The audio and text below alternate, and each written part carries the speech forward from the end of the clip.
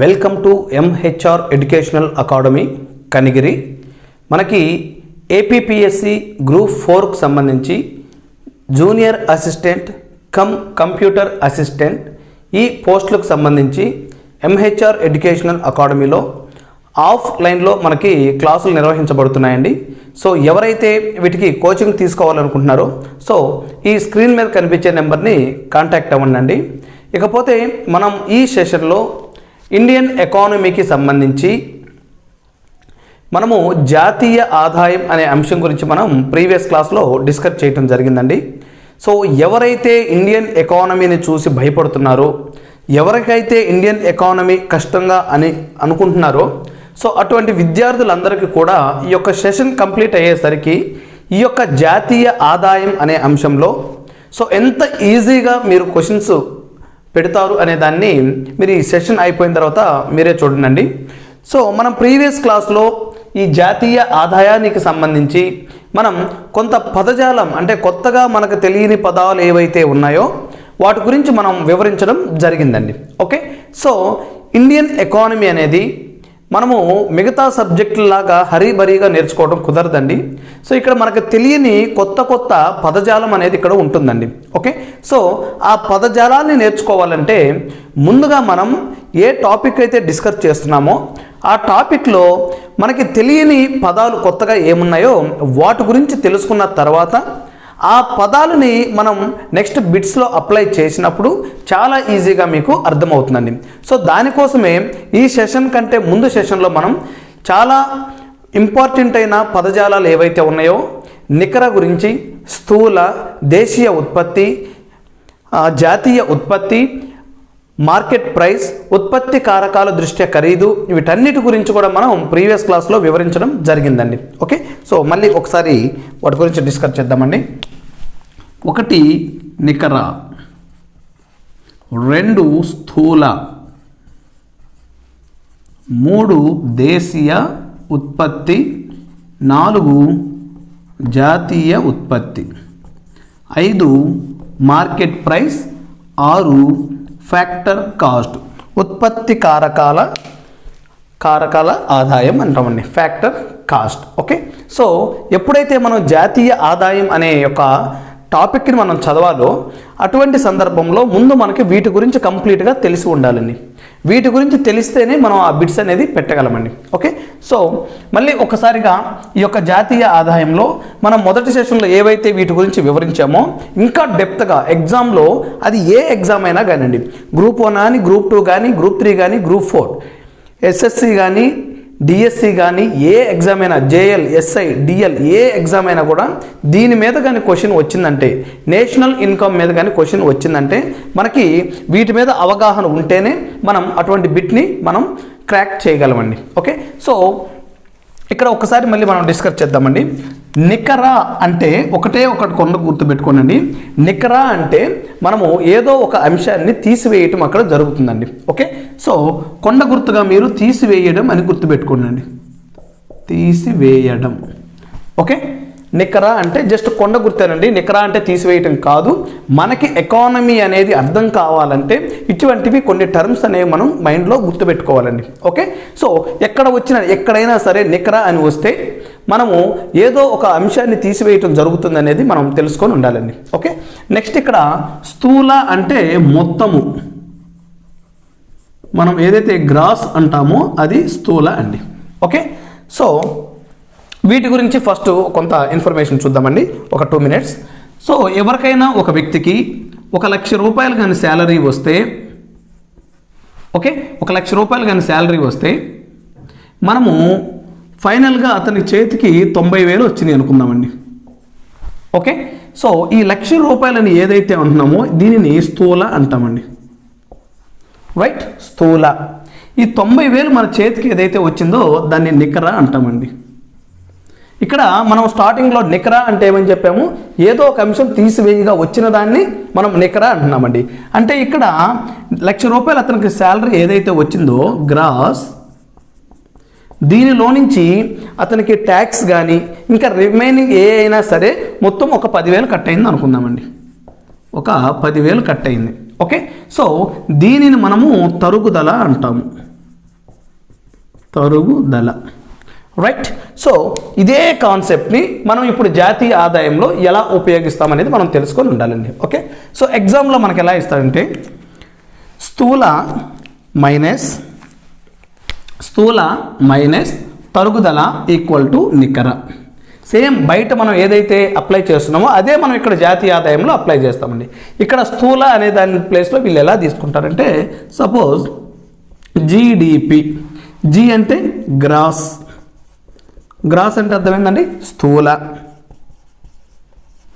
D అంటే domestic దేశీయ, P అంటే ప్రోడక్ట్ ఇక్కడ ఉత్పత్తి.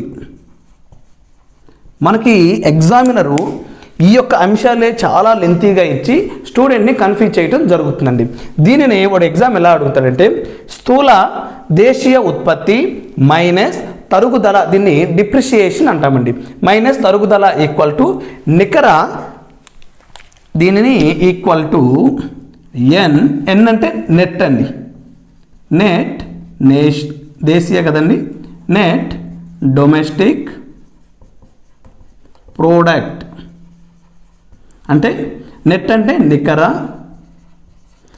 డొమెస్టిక్ ప్రోడక్ట్ అంటే దేశీయ ఉత్పత్తి. ఓకే. సో ఎగ్జామినర్ మనకి ఎగ్జామ్లో ఇదే ఇస్తాడండి, స్థూల దేశీయ ఉత్పత్తి మైనస్ తరుగుదల ఈక్వల్ టు, వాడు ఇక్కడ మనం ఏమని చెప్పామండి, ఇక్కడ ఎన్డిపి అని చెప్పాం, నికర దేశీయ ఉత్పత్తి అన్నాం కదా. ఈ ప్లేస్లో వాడు ఏం చేస్తాడంటే నికర దేశీయ ఉత్పత్తి ఇవ్వకుండా ఇక్కడ వేరేది ఇంకోటి ఇస్తాడండి. ఓకే. మనం ఆల్రెడీ ప్రీవియస్ క్లాస్లో డిస్కస్ చేసాం కదండి. ఎన్ని డిస్కస్ చేసాము, ఒకటి GDP, next NDP, next GNP, అదేవిధంగా ఎన్ఎన్పి. ఓకే. సో ఈ నాలుగిట్లో ఇక్కడ మనం ఏం తీసుకున్నాం, ఎన్డిపి తీసుకున్నామండి. రైట్. ఇక్కడ ఎన్డిపి తీసుకున్నాం, వాడు ఈ ప్లేస్లో ఎన్ఎన్పి ఇస్తాడండి. అర్థమవుతుందా? సో ఇట్లా మైనస్ ఇచ్చేది, వీటిలో తప్పుగా ఉన్నదేది కరెక్ట్గా ఉన్నదేదో ఫైండ్ అవుట్ చేయమని అడుగుతారండి. ఓకే. సో ఇక్కడ మనకి మెయిన్గా తెలియాల్సింది నికర అంటే మనకి ఫైనల్గా మన చేతికి వచ్చే అమౌంట్ అండి. ఓకే. సో ఈ 1,00,000 రూపాయల శాలరీ అనుకుంటే దాంట్లో అన్ని ట్యాక్సులు కట్టాను, నాకు వచ్చినది నికరంగా నా చేతికి వచ్చింది నెట్ ఎంత వచ్చిందంటే 90,000 అండి. సేమ్ ఇదే అప్లికేషన్ని మనం ప్రతి దానికి యూజ్ చేస్తూ ఉంటామండి. ఓకే. సో మనకి ఇక్కడ నికర స్థూల క్లియర్ అండి. ఇక ఇప్పుడు మనము అసలు ఈ జీడిపి అంటే ఏందో మనం ఇప్పుడు చూద్దామండి. ఈ సెషన్లో మనం కంప్లీట్ అయిన తర్వాత ఒక 10 బిట్స్ అనేవి మనం ప్రాక్టీస్ చేయడం కూడా జరుగుతుందండి.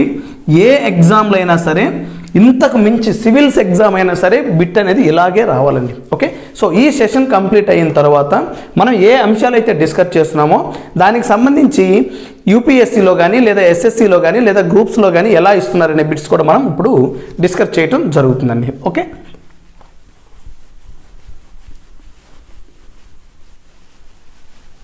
ఇప్పుడు మనము మొదటగా జీడిపి గురించి చూద్దామండి. గ్రాస్ డొమెస్టిక్ ప్రోడక్ట్, స్థూల దేశీయ ఉత్పత్తి, జిడిపి. ఓకే. సో మనం ఫస్ట్ సెషన్లోనే చాలా క్లియర్గా వివరించామండి. ఈ ఆర్థికవేత్తలు ఇటువంటి ఏవైతే 4 రకాలైన భావనల్ని వీళ్ళు వ్యక్తపరిచారండి. ఆ 4 కూడా ఒక్కొక్క దాన్ని మళ్ళీ 2గా చెప్పడం జరిగింది. ఒకటి మార్కెట్ ప్రైస్ అంటే మార్కెట్ ధరల్లో, రెండవది వచ్చేసి ఫ్యాక్టర్ కాస్ట్ అండి. సో ప్రతిది కూడా మనం ఇప్పుడు జీడిపి ఏదైతే ఉందో దీనిని జీడిపి మార్కెట్ ప్రైస్ దగ్గర మనం తెలుసుకోవాలి, అదేవిధంగా జీడిపి ఫ్యాక్టర్ కాస్ట్ దగ్గర కూడా మనం తెలుసుకోవాలండి. సో ఫస్ట్ మనం కొన్ని అంశాలు మాత్రమే, అంటే 1/2 మార్కెట్ ప్రైస్ ఫ్యాక్టర్ ప్రైస్ తెలుసుకొని తర్వాత అసలు కంప్లీట్గా మార్కెట్ ప్రైస్ని ఎలా ఫైండ్ అవుట్ చేస్తాం, తర్వాత ఫ్యాక్టర్ కాస్ట్ని ఎలా ఫైండ్ అవుట్ చేస్తాం తెలుసుకున్న తర్వాత అప్పుడు మనం వీటిలో అప్లై చేయడం జరుగుతుందండి. ఓకే. సో అందువల్ల నేను ఇక్కడ జీడిపి మార్కెట్ ప్రైస్ అని చెప్పట్లేదు, జీడిపి ఫ్యాక్టర్ కాస్ట్ గురించి ఇక్కడ డిస్కస్ చేయట్లేదండి. ఫస్ట్ అసలు జీడిపి అంటే ఏందో మనం తెలుసుకోవాలండి. ఓకే. సో ఇక్కడ ముఖ్యంగా జీడిపి అంటే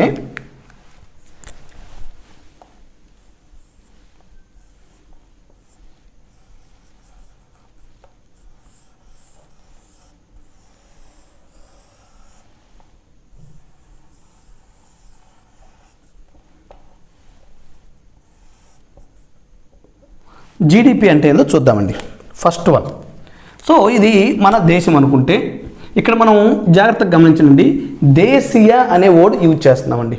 ఓకే, స్థూల అంటే మొత్తము, దేశీయ అంటే మన దేశం యొక్క భౌగోళిక సరిహద్దులను మాత్రమే ఇక్కడ మనం కన్సిడర్ చేయడం జరుగుతుందండి. ఓకే, సో ఇప్పుడు అబ్జర్వ్ చేయండి, దీనికి డెఫినేషన్ కూడా అడుగుతారండి, చాలా ఇంపార్టెంట్, గుర్తుపెట్టుకోండి.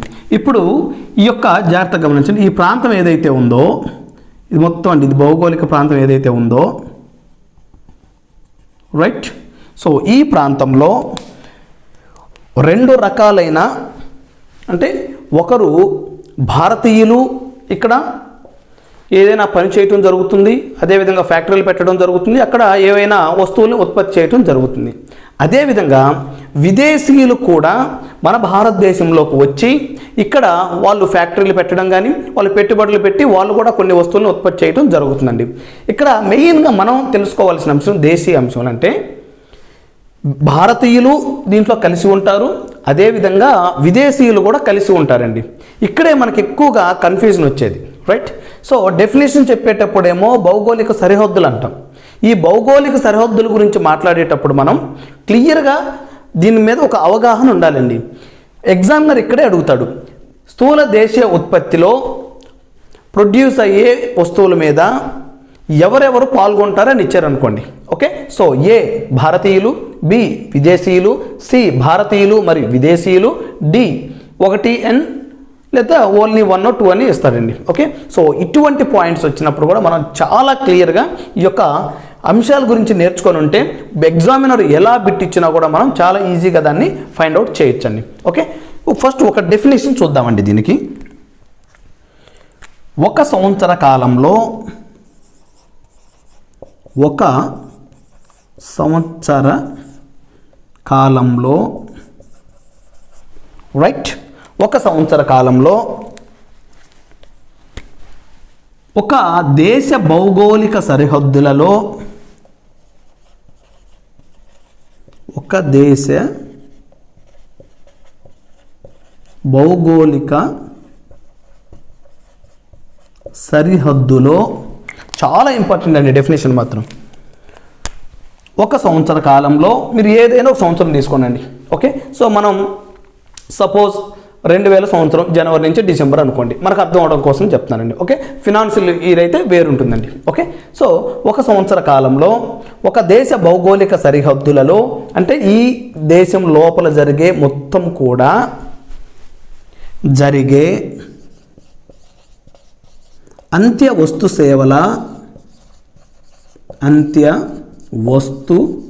సేవలను జాగ్రత్తగా గమనించాలండి, అంత్య వస్తు సేవలను మార్కెట్ ధరలతో హెచ్చిస్తే,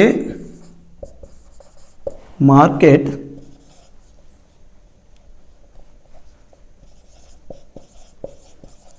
ధరలతో హెచ్చిస్తే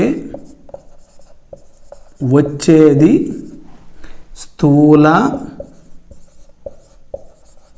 దేశీయ ఉత్పత్తి. ఓకే, చాలా జాగ్రత్తగా వినాలండి. నేను అందుకే మీకు ఒక్కొక్క పాయింట్ కూడా డిఫరెంట్ కలర్స్తో రాయడానికి కారణం ఏంటంటే మనకి డెఫినేషన్ అర్థమైతేనే మనం అసలు ఏం జరుగుతుంది ఇక్కడ స్థూల దేశ ఉత్పత్తి అనేది మనకు తెలుస్తుందండి. ఓకే, జాగ్రత్తగా గమనించు. ఒక సంవత్సర కాలంలో ఒక టైం పీరియడ్ మనం ఇక్కడ తీసుకున్నామండి. ఎందుకంటే ఇక్కడ ఏదైతే నేను ఒక సంవత్సర కాలం అని అడుగుతున్నానో ఎగ్జామినరు ఇక్కడ జాతీయ ఉత్పత్తి అనేది ప్రవాహమా అంటే ఫ్లోనా లేక స్టాక్ అంటే నిల్వన అనేది క్వశ్చన్ అడగడం జరుగుతుందండి. ఓకే, సో దాని గురించి కూడా మనం డిస్కస్ చేద్దామండి. ఓకే, సో ఇటువంటి ప్రతి ఒక్క లైన్ కూడా మనకి చాలా ఇంపార్టెంట్ అండి ఇక్కడ. ఓకే, జాగ్రత్తగా గమనించు, అది కూడా చూద్దామండి. ఆ ప్రవాహం అంటే ఏంటి, నిల్వ అంటే ఏంటి, దాని గురించి కూడా మనం డిస్కస్ చేద్దాం. ఓకే, ఒక సంవత్సర కాలంలో ఒక దేశ భౌగోళిక సరిహద్దులో జరిగే అంత్య వస్తు సేవలను జాగ్రత్తగా గమనించండి. ఇక్కడ రెండు రకాలైన సేవలు మనం తెలుసుకోవాలి. ఒకటి ఇక్కడ మనం అంత్య వస్తు సేవలు అని అంటున్నానండి, ఇంకొకటి మధ్యంతర వస్తు సేవలు అని ఉంటాయండి. మధ్యంతర వస్తు సేవలు అసలు ఏంటి సార్, ఈ రెండింటి మధ్య డిఫరెన్స్ ఏంటి? అంత్య వస్తు సేవలు అంటే ఏంటి, అదేవిధంగా మధ్యంతర వస్తు సేవలు అంటే ఏంటంటే, సో మనకి ఎగ్జాంపుల్ మన చేతిలో ఉన్న ఈ పెన్ తీసుకుందామండి. ఓకే, సో ఈ పెన్ అనేది జాగ్రత్తగా గమనించండి. ఇక్కడ పైన ఒక లేబుల్ వేసి ఉందండి, లేబుల్. ఓకే, సో ఈ లేబుల్ అనేది వేరే ఒకటి తయారు చేశాడు అనుకుందాం. జాగ్రత్తగా గమనించండి. ఈ లేబుల్ ఏదైతే ఉందో ఇది ఒకటి తయారు చేశాడు అనుకుందామండి. రైట్, ఈ క్యాపు లోపల ఉన్న ఇంకు, ఆ ఇంకు వాడే ఆ యొక్క రీఫిల్ కానీ ఇవన్నీ కూడా డిఫరెంట్ ప్లేస్లో ఉన్నాయండి. సో ఇలా సగం సగంగా మాత్రమే. ఓకే, సో ఇది క్యాప్ అండి, ఇది విడిగా ఉంటే విలువ లేదు దీనికి. ఓకే, లోపల రీఫిల్ అది విడిగా ఉంటే విలువ లేదండి. అంటే సగం సగం ఉన్న వాటిని మాత్రమే, తయారవ్వకుండా సగం మాత్రం ఉన్న వాటిని మనం మధ్యంతర వస్తు సేవలు అంటాము. ఈ మధ్యంతర వస్తు సేవల్ని మనం దీంట్లో కన్సిడర్ చేయకూడదు. ఎందుకంటే ఇప్పుడు ఏదైతే ఈ క్యాప్ ఉందో, ఇప్పుడు నేను తీసేసిన లేబుల్ ఏదైతే ఉందో, లోపల ఇంకు కానీ ఇవన్నీ కలిపితేనే ఒక పెన్ అవుతుందండి. ఓకే, సో ఫైనల్గా ఇది పెన్ అయింది కాబట్టి సో దీనిని అంత్య వస్తువు అంటారండి. అంటే దీనిని మాత్రమే మనం కన్సిడర్ చేయాలి. ఎగ్జామ్లో ఇది కూడా బిట్ అవ్వబడుతుంది, జాగ్రత్తగా గమనించండి. ఓకే, సో ఇక్కడ దేశీయ ఉత్పత్తిలో మనము మధ్యంతర వస్తువుల్ని కన్సిడర్ చేయము. కేవలం కూడా ఫైనల్గా ఏదైతే మనకి ఒక అమ్మడానికి మార్కెట్ ధరల్లోకి వస్తుందో దాన్ని మాత్రమే, అంత్య వస్తువుని మాత్రమే కన్సిడర్ చేస్తాం. క్లియర్? ఒక సంవత్సర కాలం ఆ దేశ భౌగోళిక సరిహద్దులో జరిగే ఫైనల్గా ఉత్పత్తి, అంటే మార్కెట్ ప్రైస్లోకి వచ్చిన ఫైనల్ ఉత్పత్తి ఏదైతే ఉంటుందో దీనిని ఆ మార్కెట్ ధరలతో హెచ్చిస్తే వచ్చేదే స్థూల దేశీయ ఉత్పత్తి, గ్రాస్ డొమెస్టిక్ ప్రోడక్ట్ అంటామండి. ఓకే, సో ఇక్కడ మార్కెట్ ధరలతో హెచ్చిస్తే అని ఎప్పుడైతే వర్డ్ యూజ్ చేశానో నేను, అప్పుడు ఇక్కడ జీడిపి, దీన్ని జీడిపి ఎంపీ అంటారండి, అంటే మార్కెట్ ప్రైస్. ఓకేనా? క్లియర్? మళ్ళీ ఒకసారి చెప్తాను చూడండి. జీడిపి అంటే ఒక సంవత్సర కాలంలో ఒక దేశ భౌగోళిక సరిహద్దులలో జరిగే ఈ పాయింట్ చాలా ఇంపార్టెంట్ అండి, గుర్తుంచుకోండి. అంత్య వస్తు సేవలను, మధ్యంతర వస్తు సేవలు కాదు. ఓకే, సో జరిగే అంత్య వస్తు సేవలను మార్కెట్ ధరలతో హెచ్చిస్తే దానిని మనము జీడిపి అంటామండి. అయితే బాగానే ఉందండి సార్, అసలు నేను జీడిపి ఎందుకు కౌంట్ చేయాలి, జీడిపిని నేను ఎందుకు కౌంట్ చేయాలి, దీనివల్ల ఉపయోగం ఏంటి అనేది మనకి ఇక్కడ ఒక క్వశ్చన్ వచ్చింది అనుకుందామండి. ఓకే, సో ఇప్పుడు మనం ప్రతిదీ లెక్కించుకుంటే కానీ మన భారతదేశం అనేది ముందుకు పోదా అంటే, దీనికి మనం తప్పనిసరిగా కూడా మనం ఆర్థికాభివృద్ధిలో ముందుకు రావాలంటే ఖచ్చితంగా ఈ జీడిపిని మనం తెలుసుకోవాలండి. ఓకే, ఈ జీడిపి మీదే మనకి ఇతర దేశస్తులు వచ్చి పెట్టుబడి పెట్టడం కానీ లేదా రిమైనింగ్ అన్ని అంశాలు కూడా ఈ జీడిపి మీద డిపెండ్ అయి ఉంటుందండి. ఓకే, సో ఎందుకు మనం జీడిపిని కౌంట్ చేయాలనేది ఒకసారి చూద్దామండి. ఇక్కడ ఇందాక చెప్పిన పాయింట్ అయితే గుర్తుంచుకోండి. ఇక్కడ భారతీయులు ఉంటారు, ప్లస్ అదేవిధంగా విదేశీయులు కూడా ఉంటారు. ఓకే, చాలామంది విద్యార్థులు భౌగోళిక సరిహద్దులు అనగానే, మన ఇండియా అనగానే మన భారతీయులు మాత్రమే ఉత్పత్తి చేసే వస్తువులను కన్సిడర్ చేస్తారండి. అలా తప్పండి. ఓకే, సో ఇక్కడ నాకు వచ్చిన డౌట్ ఏంటంటే, మనము ఈ యొక్క జీడిపిని ఎందుకు లెక్కించాలి? ఓకే, సో దీని మీద కూడా మనకు బిట్ వస్తుందండి. జీడిపిని ఎందుకు లెక్కించాలి, దీనికి ఫస్ట్ మనం ఒక ఎగ్జాంపుల్ తీసుకుందామండి. ఓకే, ఒక చిన్న ఎగ్జాంపుల్ తీసుకుందాం. ఒక ఎంప్లాయీ ఉన్నాడండి, ఎక్స్ అనే ఎంప్లాయీ. వాడి శాలరీ వచ్చేసి సంవత్సరానికి ఒక 3 లక్షలండి. మనం ప్రతిదీ కూడా ఇక్కడ ఎగ్జాంపుల్స్తో నేర్చుకుంటేనే మనకి ఈ సబ్జెక్ట్ అనేది అర్థమవుతుందండి. ఓకే, సో ఆ ఎగ్జాంపుల్సే రేపు మనకి ఎగ్జామ్లో మంచి మార్క్స్ వచ్చేదానికి అవకాశం కల్పిస్తాయండి. ఓకే, సో ఒకసారి చూడండి.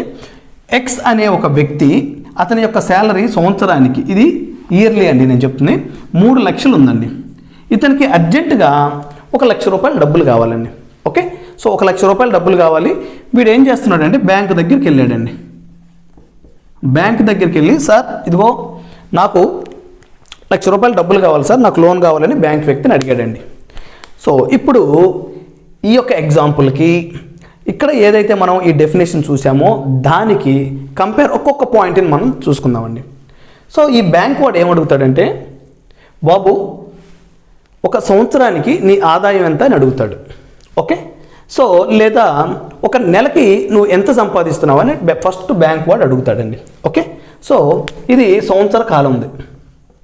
ఓకే, సో ఇక్కడ ఒక సంవత్సర కాలంలో క్లియర్. రైట్, సో వీడు బ్యాంక్ వాడికి ఒక డౌట్ వచ్చింది.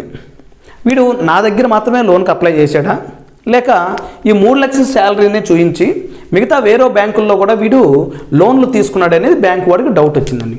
సో దానికోసం ఆ బ్యాంక్ అతను ఏం చేస్తాడంటే, సార్ నీకు నేను లోన్ ఇస్తాను, బట్ కాకపోతే 6 మంత్ 6 నెలల నీ యొక్క పే స్లిప్ తీసుకురమ్మంటాడండి. Pay slip, right. సో ఎందుకు బ్యాంక్ వాడు ఈ పే స్లిప్ తెమ్మంటాడంటే, సో ఇతని శాలరీ ఆ అకౌంట్లో పడ్డప్పుడు ఇంకా రిమైనింగ్ ఏమైనా కటింగ్స్ ఉన్నాయని చూస్తాడండి. ఓకే, సో అతనికి ఎన్పిఎస్ కట్ అయ్యేది కానీ, లేకపోతే ఇంకొక ఏవైనా కట్ అయ్యి, ఇంకా ట్యాక్స్లు కట్ అయ్యి, వేరే ఈఎంఐలు కానీ కట్ అయితే, సో ఈ బ్యాంక్ వాడు చూసుకుంటాడు ఇన్ని కటింగ్లు పోగా నెలకి నాకు ఈఎంఐ ఇతను కట్టగలడా అని బ్యాంక్ వాడు చెక్ చేసుకుంటాడండి. ఓకే, సో చెక్ చేసుకున్న తర్వాత ఓకే ఇతనికి ఏ ఈఎంఐలు లేవు, సో అతని శాలరీ ఎంతైతే ఉందో ఇతను 3 లక్షల సంవత్సరానికి సంపాదిస్తున్నాడు కాబట్టి నేను ఒక 50,000 మీకు లేదా 1 లక్ష రూపాయలు ఇస్తాను సార్ అన్నాడు. బ్యాంక్ కూడా ఎంత ఇచ్చాడండి లోను? 1 లక్ష రూపాయలు. దేన్ని డిపెండ్ అయ్యి? అతను సంవత్సరానికి సంపాదించేది 3 లక్షలు కాబట్టి వాడు నేను 1 లక్ష రూపాయలు మీకు లోన్ ఇస్తాను సార్, నెలకి ఇంత కట్టండి అని అడిగాడండి. సారీ. సో సెకండ్ కండిషన్ చూద్దామండి. ఒక 4 ఇయర్స్ తర్వాత ఇదే పర్సను ఎక్స్ అనే వ్యక్తి ఒక 4 సంవత్సరాల తర్వాత ఇతని శాలరీ 12 లక్షలు అండి, రైట్. శాలరీ 12 లక్షలు. సేమ్ ప్రాసెస్ అండి, మళ్ళీ బ్యాంకు దగ్గరికి వెళ్ళాడు. ఇప్పుడు ఈ బ్యాంక్ వాడు ఏం చూస్తాడు, సార్ మీరు 4 సంవత్సరాల కిందట నా దగ్గర లోన్ తీసుకున్నారు కాబట్టి అప్పుడు మీకు 1 లక్ష రూపాయలు నేను ఇచ్చాను, ఇప్పుడు కూడా నేను 1 లక్ష రూపాయలు ఇస్తానని బ్యాంక్ వాడు అంటాడండి? అనడు. వాడు ఏం చూస్తాడు, ఆ టైంలో అతను లోన్ అప్లై చేసిన టయానికి సంవత్సరానికి అతని శాలరీ 3 లక్షలు మాత్రమే. ప్రజెంట్ ఇప్పుడు లోన్కి వచ్చినప్పుడు ఇతని శాలరీ 12 లక్షలు. అంటే ఇక్కడ ఒక పర్టికులర్ పీరియడ్లో, అంటే ఒక సంవత్సర కాలంలో అతను ఎంత సంపాదిస్తున్నాడో ఆ సంపాదనను బట్టి ఇక్కడ బ్యాంక్ వాడు ఇతనికి ఎంత లోన్ ఇవ్వాలనేది డిసైడ్ అవుతున్నాడండి. ఇప్పుడు ఈ బ్యాంక్ వాడు వీడికి 8 లక్షలు లోన్ ఇచ్చాడండి. 8 లక్షలు లోన్ ఇవ్వటం జరిగింది. ఓకే, సో ఇప్పుడు కంపేర్ చేయండి అమ్మా. Person same, right. కానీ అతనికి ఆ సంవత్సరంలో, అంటే ఇతను ఫస్ట్ అప్లై చేసి 3 లక్షలు అప్పుడేమో 1 లక్ష ఇచ్చాడు లోను, ఇక్కడ 12 లక్షలు అయినప్పుడు 8 లక్షలు లోన్ ఇవ్వటం జరిగింది. అంటే దేన్ని బేస్ చేసుకొని ఇస్తున్నాడు? ఆ పర్సన్ యొక్క శాలరీని బేస్ చేసుకొని ఇతను అమౌంట్ ఇవ్వటం జరుగుతుంది, రైట్. ఇప్పుడు మనం ఎందుకు జీడిపిని లెక్కించాలంటే, ఇప్పుడు ఫస్ట్ కండిషన్ మా, ఇప్పుడు నా భారతదేశం మొత్తానికి కూడా, ఈ యొక్క భారతదేశం మొత్తానికి కూడా ఇప్పుడు మనము ప్రాథమిక రంగము, మనకు 3 రంగాలు ఉంటాయండి. ప్రాథమిక రంగము, ద్వితీయ రంగము, తృతీయ రంగం అని 3 రకాలైన రంగాలు ఉంటాయి. వీటి గురించి కూడా మనం తర్వాత డిస్కస్ చేద్దాం. వీటినే మనము వ్యవసాయ రంగము, పారిశ్రామిక రంగము, సేవా రంగం అని కూడా పిలవటం జరుగుతుందండి. ఓకే, సో 2 ఒకటేనండి, వ్యవసాయ రంగము, పారిశ్రామిక రంగము, సేవా రంగము. ఇప్పుడు మనం జీడిపి ఎందుకు కొలవాలి, జీడిపిని ఎందుకు లెక్కించాలంటే, ఇప్పుడు ఈ 3 రంగాలు ఏవైతే ఉన్నాయో, వ్యవసాయ రంగం కానీ, పారిశ్రామిక రంగం కానీ, సేవా రంగం కానీ, ఒక్కొక్క రంగంలో ఎంత ఉత్పత్తి ప్రొడ్యూస్ అయింది. ఇప్పుడు సపోజ్ వ్యవసాయ రంగంలో గోధుమలు, వరి, బార్లీ, ఇట్లా డిఫరెంట్ అనే ఆహార ధాన్యాలు మన భారతదేశం ప్రొడ్యూస్ చేసిందండి. ఓకే, సో ఇప్పుడు జీడిపి లెక్కేసుకుంటే, అంటే ప్రతి రంగంలో కూడా మనం ఎంత అభివృద్ధి సాధించాము, 100 కేజీలు గోధుమలు పండించామా, 200 కేజీలు బార్లీ పండించామా, లేకపోతే 1000 కేజీలు వరి పండించామని చూసుకొని ఒక లెక్క ఉంటే, సో ఆ యొక్క మన భారతదేశంలో నివసించే ప్రజలకి ఇది సరిపోతుందా, లేకపోతే మనం ఇంకా వరిని పెంచాలా, లేక బార్లీని పెంచాలా, గోధుమలు పెంచాలా, మిగతా దేశాలు ఏవైనా సరే మన దగ్గర నుంచి గోధుమల్ని దిగుమతి చేసుకోవాలని చూస్తే, సో దాని బేసిక్ మీద మనకి ఇక్కడ అసలు మనం ఏ రంగంలో వెనుకబడి ఉన్నాం, ఏ రంగంలో ముందుకున్నాం, సేవా రంగంలో ముందున్నామా వెనుకున్నామా, పారిశ్రామిక రంగంలో ముందున్నామా వెనుకున్నామా, వ్యవసాయ రంగంలో ముందున్నామా వెనుకున్నామని మనకు ఒక క్యాలిక్యులేషన్కి ఈ జీడిపి ఉపయోగపడుతుందండి. ఓకే, సో ఇక్కడ మా సపోజ్ పారిశ్రామిక రంగం తీసుకుందామండి. ఇక్కడ భవన నిర్మాణాలు ఒక ఎగ్జాంపుల్ కానీ తీసుకుంటే, ఒక ఏరియాలో ఒక 100 అంతస్తుల్లో ఇల్లు కట్టాలనుకుంటున్నామండి, లేకపోతే 100 గదులు ఉన్న అది అపార్ట్మెంట్ కట్టాలనుకుంటున్నాం. అక్కడ ఆ పరిస్థితులను బట్టి ఆ భవన నిర్మాణాలకు సంబంధించి మనం అక్కడ ఇంకా పెంచాలా లేకపోతే తగ్గించాలా, ఇట్లా ప్రతి ఒక్క అంశం కూడా మనము ఈ యొక్క జీడిపిని కౌంట్ చేస్తే ఇక్కడ అసలు మన భారతదేశంలో ఈ 3 రంగాల్లో ఏం జరుగుతుంది అనేది ఫస్ట్ మనకు తెలుస్తుందండి. Clear, right. ఫస్ట్ వన్ మనకేంటంటే, ఇక్కడ ఈ 3 రంగాల్లో మనం ఏవి వెనకబడి ఉన్నాము, ఏవి ముందున్నామో చాలా క్లారిటీగా మనకి అర్థమవుతుందండి. నెక్స్ట్ సెకండ్ వన్ చూద్దామండి. సో వీళ్ళు దేని బేస్ అయ్యారండి? వ్యవసాయ రంగం కానీ పారిశ్రామికం కానీ ఆ యొక్క కౌంటును అంటే వీళ్ళు జీడిపిలో లెక్కిస్తే దాన్ని బట్టి వీళ్ళు ఫైండ్ అవుట్ చేయడం జరిగిందండి. నెక్స్ట్ వచ్చేసి పెట్టుబడులండి. పెట్టుబడులు రైట్. సో ఇప్పుడు ఇదిగో సార్ నా ఇండియాకి నాకు ఇంత జీడిపి ఉందని నేను చెబితే ఆ జీడిపిని బేస్ చేసుకొని అమెరికా నుంచి కానీ జపాన్ నుంచి కానీ జర్మనీ నుంచి కానీ యూకే నుంచి కానీ ఎవరైనా సరే మన భారతదేశంలో పెట్టుబడులు పెట్టాలంటే వాడు ఫస్ట్ ఆలోచించేది ఆ దేశం యొక్క జీడిపి ఎంత అని ఆలోచిస్తాడండి. ఈ భారతదేశం యొక్క జీడిపి ఎంత అని ఆలోచిస్తాడు. ఆలోచించి ముందు ఫస్ట్ ఆ జీడిపిని చూస్తాడండి. ఓకే, సో ఎందుకు చూస్తాడంటే ఇప్పుడు నేను ఏదైతే ఒక కంపెనీ పెట్టాలి అనుకొని నేను ఒక 100 కోట్లు తీసుకొని యూఎస్ఏ నుంచి నేను ఇండియాలోకి అడుగు పెట్టాలంటే నేను కంపెనీ పెట్టే ప్లేస్లో సరైన నీరుందా, లేదా నేను కంపెనీ పెట్టే ప్లేస్లో ఈ జనాభా అంటే మ్యాన్ పవర్ దొరుకుతుందా, నేను కంపెనీ పెట్టే ప్లేస్లో ఈ యొక్క విద్యుత్ ఉంటుందా, ఇట్లా అన్నీ ఆలోచించుకుంటాడండి. ఓకే, సో అన్నీ ఆలోచించుకోవాలంటే మనం ఇక్కడ ఏమని చెప్పాము, ఇప్పుడు వ్యవసాయ రంగం అండి, వ్యవసాయ రంగంలో నీటిపారుదల గురించి మనం డిస్కస్ చేస్తాం. ఓకే, సో వాడు కంపెనీ రన్ చేయాలంటే అక్కడ వాటర్ సోర్స్ ఉండాలి. నెక్స్ట్ పారిశ్రామిక రంగం అంటున్నాం. పారిశ్రామిక రంగంలో అతనికి అవసరమైన ఉత్పత్తికి సంబంధించిన ప్రోడక్ట్స్ ఏవైతే అవి ఉన్నాయా అక్కడ జనరేట్ అవుతాయి అనేది చూసుకుంటాడండి. నెక్స్ట్ వచ్చేసి సేవా రంగం. ఓకే, ఒక కమ్యూనికేషన్ ఇప్పుడు మనం సాఫ్ట్వేర్లు ఇవన్నీ చూస్తూ ఉంటామండి. యుఎస్ బేస్డ్ కంపెనీస్ మన ఇండియాలో రన్ అవుతూ ఉంటాయండి. సో దాని బేస్ మీద వీళ్ళు ఏం చేస్తారు, యుఎస్ఏలో పగటి పూట కాబట్టి మనకి ఇక్కడ రాత్రి కాబట్టి మన ఎంప్లాయీస్ అంతా కూడా నైట్ ఎక్కువ వర్క్ చేస్తారండి. సాఫ్ట్వేర్ అంటే యుఎస్ఏ బేస్డ్ కంపెనీస్ కాబట్టి వాళ్ళకి పగటి పూట మనకి రాత్రి అండి. ఓకే, అటువంటి సేవా రంగం వీళ్ళ దగ్గర అంతా మ్యాన్ పవర్ ఉందా ఇవన్నీ చూసుకుంటాడండి. ఓకే, ఇవన్నీ చూసుకోవాలంటే ఫస్ట్ మనకి వీటి మీద మంచి అభివృద్ధి ఉంటే అప్పుడు వాడు వచ్చి ఈ దేశంలో పెట్టుబడి పెడతాడండి. ఓకే, సో దేన్ని చూసి పెట్టుబడి పెడుతున్నాడు, ఇక్కడ జీడిపిని చూసి పెట్టుబడి పెట్టడానికి వస్తున్నాడు. రైట్, పెట్టుబడి పెట్టాడండి. ఇక్కడ పెట్టుబడి పెట్టినప్పుడు ఆ ప్రాంతంలో ఉన్న నిరుద్యోగులందరికీ కొంతమందికి ఉద్యోగాలు వస్తాయి.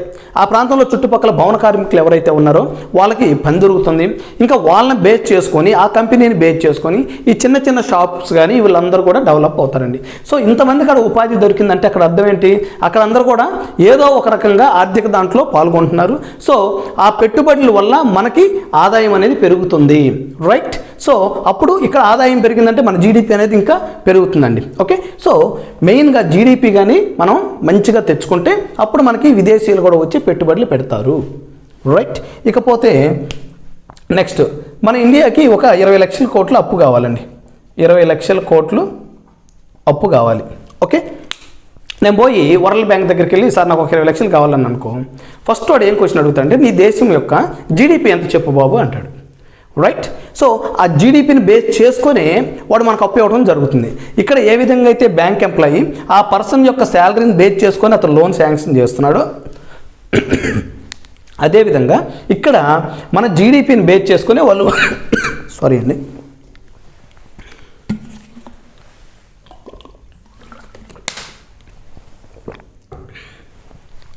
ఆ జీడిపిని బేస్ చేసుకొని మనకి వీళ్ళు అప్పు ఇవ్వటం జరుగుతుందండి. ఇదే మనకి ఎగ్జామ్లో వచ్చే బిట్ అండి. ఓకే, సో జాతీయ ఆదాయాన్ని లెక్కించడంలో లేక స్థూల దేశీయ ఉత్పత్తిని లెక్కించడంలో ఇట్లా డిఫరెంట్ ఇచ్చేసి వాటిలో ఏబిసిడీలు ఆప్షన్లు ఇవ్వటం జరుగుతుందండి. ఓకే, సో ఆ బిట్స్ గురించి కూడా మనం డిస్కస్ చేద్దామండి. ఇక్కడ మనకి 2 అంశాలు మెయిన్గా తెలియాలి. ఒకటి జీడిపి మనం ఎందుకు క్యాలిక్యులేట్ చేస్తున్నాం తెలియాలి. నెక్స్ట్ జీడిపి యొక్క డెఫినేషన్ తెలియాలండి. ఒక సంవత్సర కాలంలో ఒక దేశ భౌగోళిక సరిహద్దులో జరిగే అంతిమ వస్తు సేవలను మార్కెట్ ధరలతో హెచ్చిస్తే దానిని స్థూల దేశీయోత్పత్తి అంటారండి. ఓకే, రైట్, ఇక్కడ జీడిపి మనకి క్లియర్ అయిందండి. ఇంకా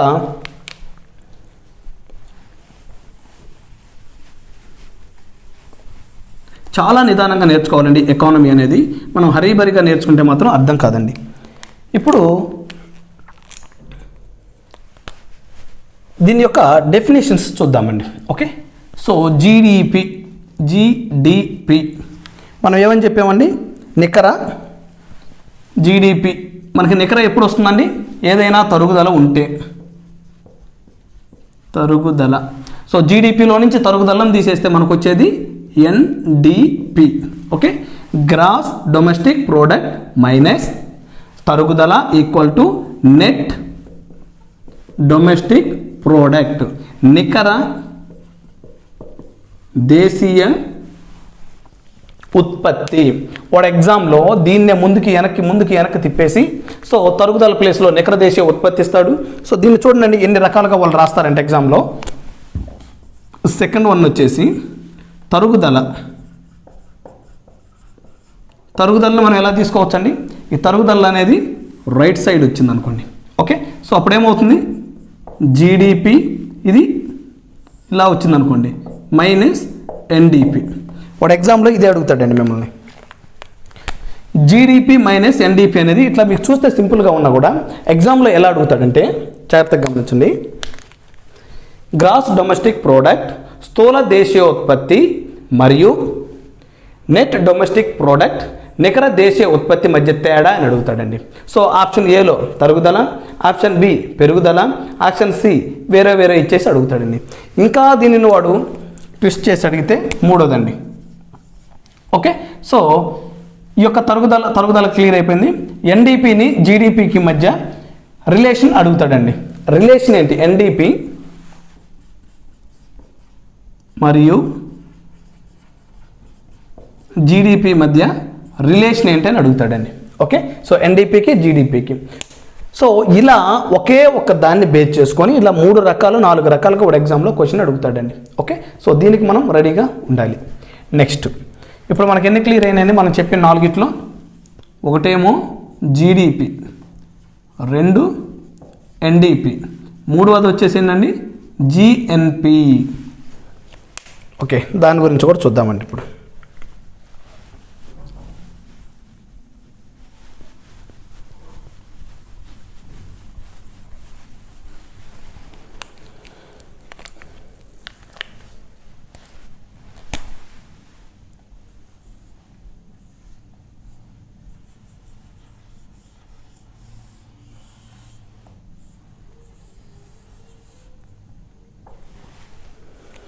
మనం ఇక్కడ ఇందాకే దేని గురించి మాట్లాడామండి?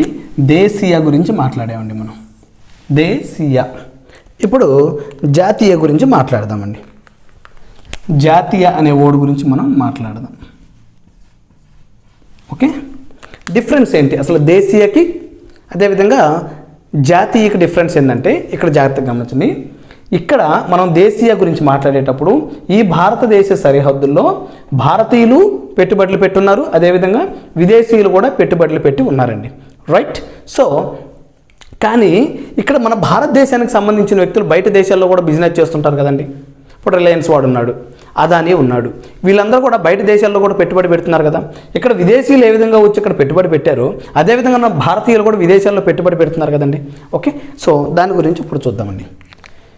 ఇప్పుడు మనం జాతీయ అనే అంశం వచ్చినప్పుడు ఎవరిని జాతీయ అంటామంటే జాగ్రత్తగా గమనించండి.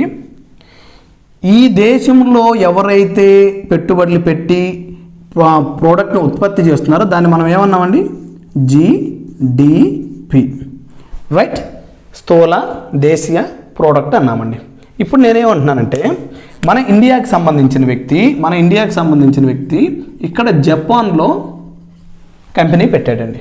ఓకే, మన ఇండియాకి సంబంధించిన వ్యక్తి ఇక్కడ యూకేలో కంపెనీ పెట్టాడండి.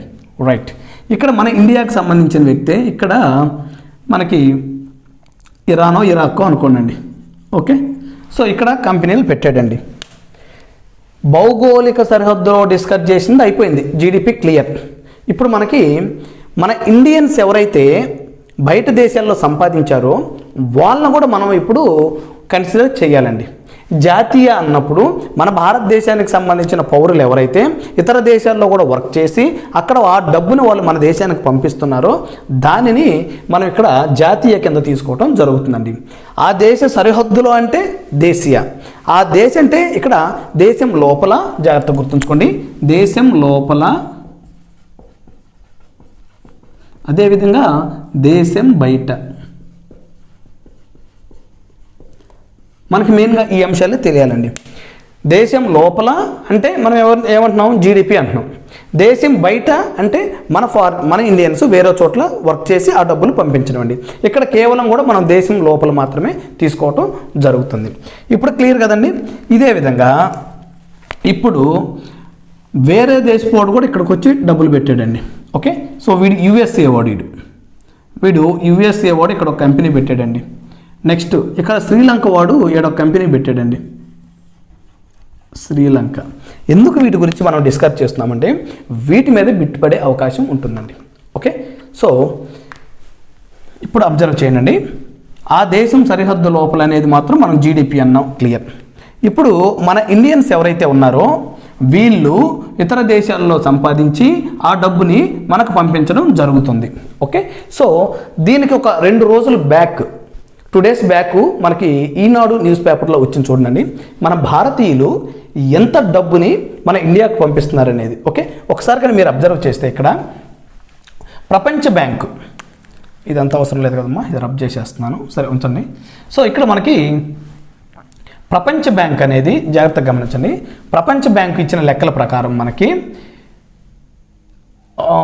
2020-21 సంవత్సరంకి, జాగ్రత్తగా గమనించండి, ఇక్కడ రాస్తున్నాను, ఇక్కడే రాస్తున్నాను అమ్మా, 2020-21 సంవత్సరంకి వరల్డ్ బ్యాంక్ లెక్కల ప్రకారం మనకి దాదాపుగా 6.4 లక్షల కోట్లు. ఓకే, 2020-21 సంవత్సరంకి మనకి మన భారతీయులు ఇతర దేశాల్లో వర్క్ చేస్తూ మన ఇండియాకి పంపించిన డబ్బులు 6.4 లక్షల కోట్లు. ప్రపంచంలో మిగతా ఏ దేశాల్లో కూడా ఇంత డబ్బు అనేది పంపించలేదండి. ఫస్ట్ ప్లేస్లో మనకి ఇక్కడ 6.4 లక్షల కోట్లు మన ఇండియన్స్ పంపించడం జరిగింది. ఓకే, సో ఇటువంటి సందర్భం వచ్చినప్పుడు ఎవరి లెక్కలు చెప్పారు? World bank. సో ఈ వరల్డ్ బ్యాంక్ గురించి కూడా మనం నేర్చుకోవాలండి. వరల్డ్ బ్యాంక్ అనేది ఎప్పుడు ఎస్టాబ్లిష్ అయింది? ఓకే, సో అదేవిధంగా దాని యొక్క హెడ్ క్వార్టర్స్ ఎక్కడ ఉంటుంది? వరల్డ్ బ్యాంక్ యొక్క హెడ్ క్వార్టర్ వచ్చేసి వాషింగ్టన్, యుఎస్లో ఉంటుందండి. ఓకే, రైట్, ఇక్కడ రాస్తాను చూడండి, మనకు అవసరమైన ఇక్కడ రాస్తానండి, వరల్డ్ బ్యాంక్. సో ఇది 1944లో దీన్ని ఎస్టాబ్లిష్ చేయడం జరిగిందండి. దీనికి ఒక థీమ్ ఉంటుందండి, ఆ థీమ్ కూడా చూద్దాం. వర్కింగ్ ఫర్ ఏ వరల్డ్, చాలా ఇంపార్టెంట్ అండి, గుర్తుంచుకోండి. ఎందుకు దీన్ని ఎస్టాబ్లిష్ చేశారంటే working for a world free and poverty. World bank యొక్క ఆశయం ఏంటండి? Working for a world free and poverty, దాని యొక్క ఆశయం అండి. ఓకే, దీని హెడ్ క్వార్టర్స్ వచ్చేసి వాషింగ్టన్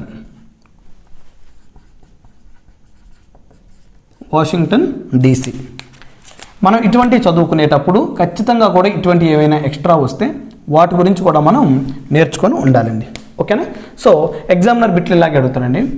వరల్డ్ బ్యాంక్ లెక్కల ప్రకారం ప్రపంచంలో ఏ దేశానికి ఎక్కువ డబ్బు ఇతర దేశాల్లో సంపాదించి పంపించడం జరుగుతుంది అంటే ఇతర దేశాల్లో ఆదాయాన్ని తెచ్చుకొని ఆ దేశానికి పంపించడం జరుగుతుంది అంటే ఫస్ట్ ప్లేస్లో వచ్చింది ఇండియా. అమౌంట్ ఎంత అని కూడా అడుగుతారండి, గుర్తుపెట్టుకోండి. 6.4 లక్షల కోట్లు మన ఇండియాకి పంపించడం జరిగింది. అయితే ఇక్కడ మనం తెలుసుకోవాల్సిన అంశం ఏంటంటే మన ఇండియన్స్ ఎవరైతే ఉన్నారో వాళ్ళు ఇతర దేశాల్లో ఇక్కడ యూకేలో కంపెనీ పెట్టుకొని ఆ డబ్బుల్ని మన ఇండియాకి పంపిస్తాడు కాబట్టి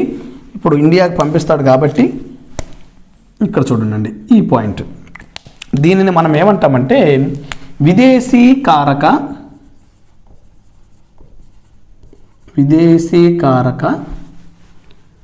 ఆదాయం. దీన్ని సింపుల్గా రిసీవ్డ్ ఇన్కమ్ అంటామండి. Received income. ఓకే, సో విదేశీ కారక ఆదాయం అంటే విదేశాల నుంచి వచ్చే ఆదాయం అండి. ఓకే, ఇంకా క్లియర్గా మీకు అర్థం అవ్వాలంటే విదేశాల నుంచి వచ్చే ఆదాయం, విదేశాల నుంచి వచ్చే కారక ఆదాయం. దీన్ని మనం ఎలా రిప్రజెంట్ చేస్తామంటే ఆర్గా రిప్రజెంట్ చేయటం జరుగుతుందండి. ఓకేనా? సో అదేవిధంగా ఇతర దేశాలకు సంబంధించిన వాళ్ళు మన దేశంలో పెట్టుబడులు పెట్టి ఇక్కడ డబ్బులు సంపాదించి మళ్ళీ వాళ్ళ దేశానికి పంపిస్తారు కదండి, దానిని మనము పేమెంట్ ఇన్కమ్ అంటామండి. Payment income. దీన్ని మనము పీతో రిప్రజెంట్ చేయటం జరుగుతుందండి. ఇవి రెండు చాలా ఇంపార్టెంట్. దీని మీదే మనకి క్వశ్చన్ పడే అవకాశం ఉంటుంది. రైట్? సో పేమెంట్ ఇన్కమ్ అనేదాన్ని పీతో రిప్రజెంట్ చేయటం జరుగుతుందండి. దీనిని మనం ఏమని పిలుస్తాము? విదేశాలకు చెల్లించే కారక వ్యయం. ఓకే, విదేశాలకు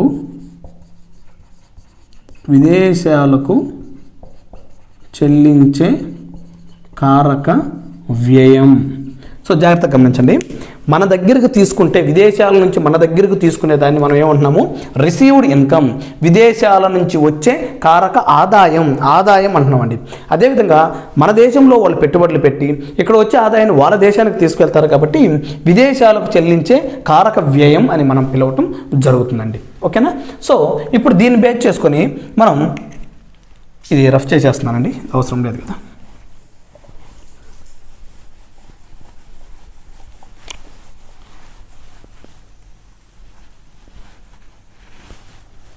ఇప్పుడు దీన్ని చూద్దామండి. ఇప్పుడు జిఎన్పిని ఫైండ్ అవుట్ చేయాలండి. GNP gross national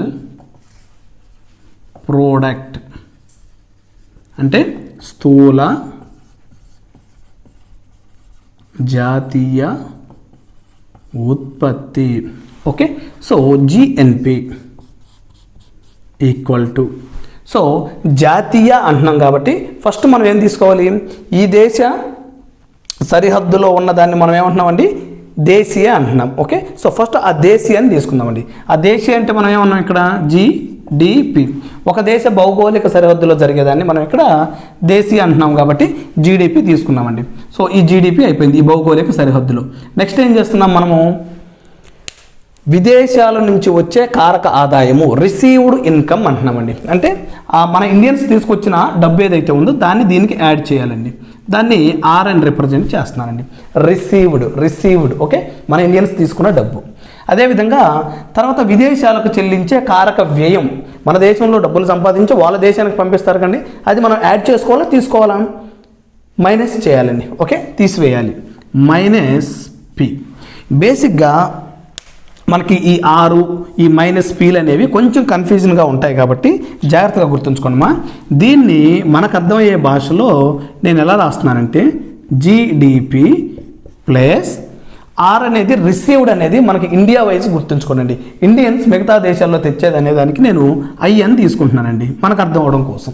I minus ఈ పేమెంట్ ఇన్కమ్ అనేది ఏదైతే ఉందో దీనిని మనము అబ్రాడ్ కాబట్టి ఫారినర్స్ కాబట్టి మనం ఎఫ్గా తీసుకుందామండి. ఓకే, సో రెండు ఒకటేనండి, కన్ఫ్యూజ్ అయితే అవ్వద్దు.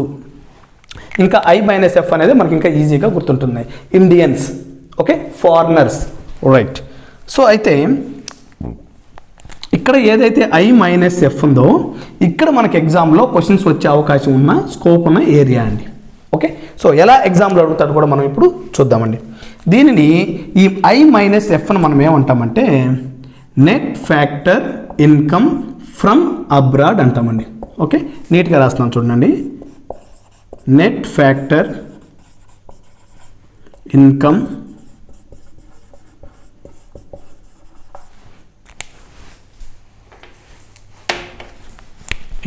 From abroad. ఓకే, ఎన్ఎఫ్ఐఏ అంటే ఏంటంటే ఇక్కడ మనకి I minus F. Okay, I అంటే ఏమని చెప్తున్నాం ఇక్కడ? ఈ ఆర్ ప్లేస్లో మీరు ఐ తీసుకోండి, పి ప్లేస్లో ఎఫ్ తీసుకోండి. Okay, foreigners, Indians. Okay, so దీనిని ఈ ఐ మైనస్ ఎఫ్ అనేది ఇక్కడ ఎగ్జాంపుల్ ఇదే అడుగుతారండి, గుర్తుంచుకోండి. నెట్ అంటే నికర, నెట్ అంటే ఎన్ఐఎఫ్ అంటే నికర, ఫ్యాక్టర్ ఇన్కమ్ ఫ్రమ్ అబ్రాడ్ నికర విదేశీ కారక ఆదాయం. ఓకే, సో నికర విదేశీ కారక ఆదాయం అంటే I minus F. Okay, so దీని మీద వాడు బిట్ ఎలా అడుగుతాడు అనేది మనం చూద్దామండి.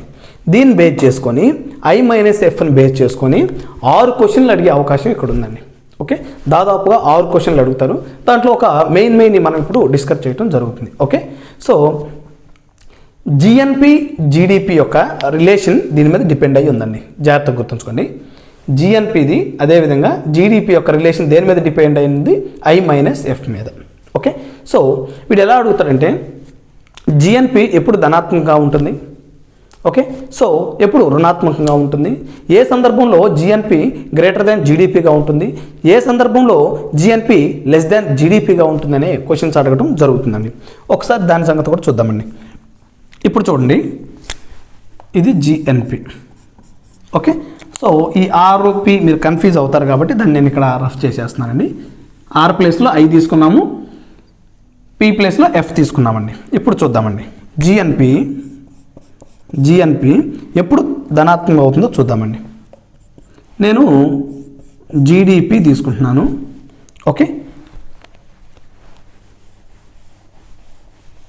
ఇదంతా రాసేసుకోండి, మళ్ళీ ఇక్కడ ఎందుకు, నీట్గా అర్థం అవడం కోసం చెప్తాను. ఇప్పుడు నేను జీడిపి 100 రూపాయలు తీసుకున్నానండి. భారతీయులు మిగతా దేశాల్లో సంపాదించి మన ఇండియాకి పంపింది ఒక 40 రూపాయలండి. అదేవిధంగా మన ఇండియన్స్ అంటే ఇండియాలోకి వచ్చి ఇక్కడ పెట్టుబడులు పెట్టి ఈ డబ్బు ఫారెన్కి పంపించారండి. అది ఒక 20 రూపాయలు అనుకుందామండి. ఓకే, సో ఫైనల్గా ఎంత వస్తుందండి నాకు ఇక్కడ 100, 140, 140 నుంచి 20 తీసేస్తే 120. ఫైనల్గా నా జిఎన్పి ఎంత వస్తుందండి, ఇక్కడ జిఎన్పి ఎంత వస్తుంది 120. రైట్, సో ఇప్పుడు అబ్జర్వ్ చేయండి, జీడిపి అంటే 100 రూపాయలు. జీడిపి అంటే ఏమని చెప్పాము, ఆ భౌగోళిక సరిహద్దుల్లో మాత్రమే మనం జీడిపి అంటున్నాం. ఎంత వచ్చింది 100 రూపాయలు. నెక్స్ట్ మన ఇండియన్స్ ఫారెన్లో పెట్టుబడులు పెట్టి అక్కడి నుంచి ఇక్కడ పంపించింది ఎంత 40 రూపాయలు. ఓకే, సో మన ఫారినర్స్ ఇక్కడ పెట్టుబడులు పెట్టి వాళ్ళ దేశం తీసుకెళ్ళంగా మనకు మిగిలింది ఎంత అండి 20 రూపీస్. అంటే జిఎన్పి అనేది మనకి అధికంగా ఉందండి. సో దీన్ని ఎలా చూపించుకోవచ్చు మనం, జిఎన్పి ఇక్కడే బిట్ అడుగుతాడండి, జిఎన్పి గ్రేటర్ దాన్, జిఎన్పి ఎంత అండి 120, జీడిపి ఎంత 100 జీడిపి. రైట్, సో జిఎన్పి ఎంత వచ్చింది 120, జీడిపి ఎంత వచ్చిందండి 100 ఉందండి. ఇదే మనకి ఎగ్జామ్లో అడుగుతాడండి. అంటే ఇది దేని మీద డిపెండ్ అయ్యి ఉందండి, I-F మీద ఆధారపడి ఉంది. ఓకే, సో ఇప్పుడు ధనాత్మకం వచ్చిందండి. I-F అంటే మనకి ఫారినర్స్ కంటే ఇండియన్స్ ఎక్కువ సంపాదిస్తే ఏమవుతుంది, ధనాత్మకం అవుతుంది. ఇదే ఎగ్జామ్లో ఇదే వర్డ్ అడుగుతాడు, ధనాత్మకం. ధనాత్మకం ఎప్పుడు అవుతుందండి, మన భారతీయులు ఫారినర్స్ కంటే ఎక్కువ సంపాదించినప్పుడు మాత్రమే జిఎన్పి గ్రేటర్ దాన్ జీడిపి వస్తుంది. నెక్స్ట్ సెకండ్ కండిషన్ చూద్దామండి.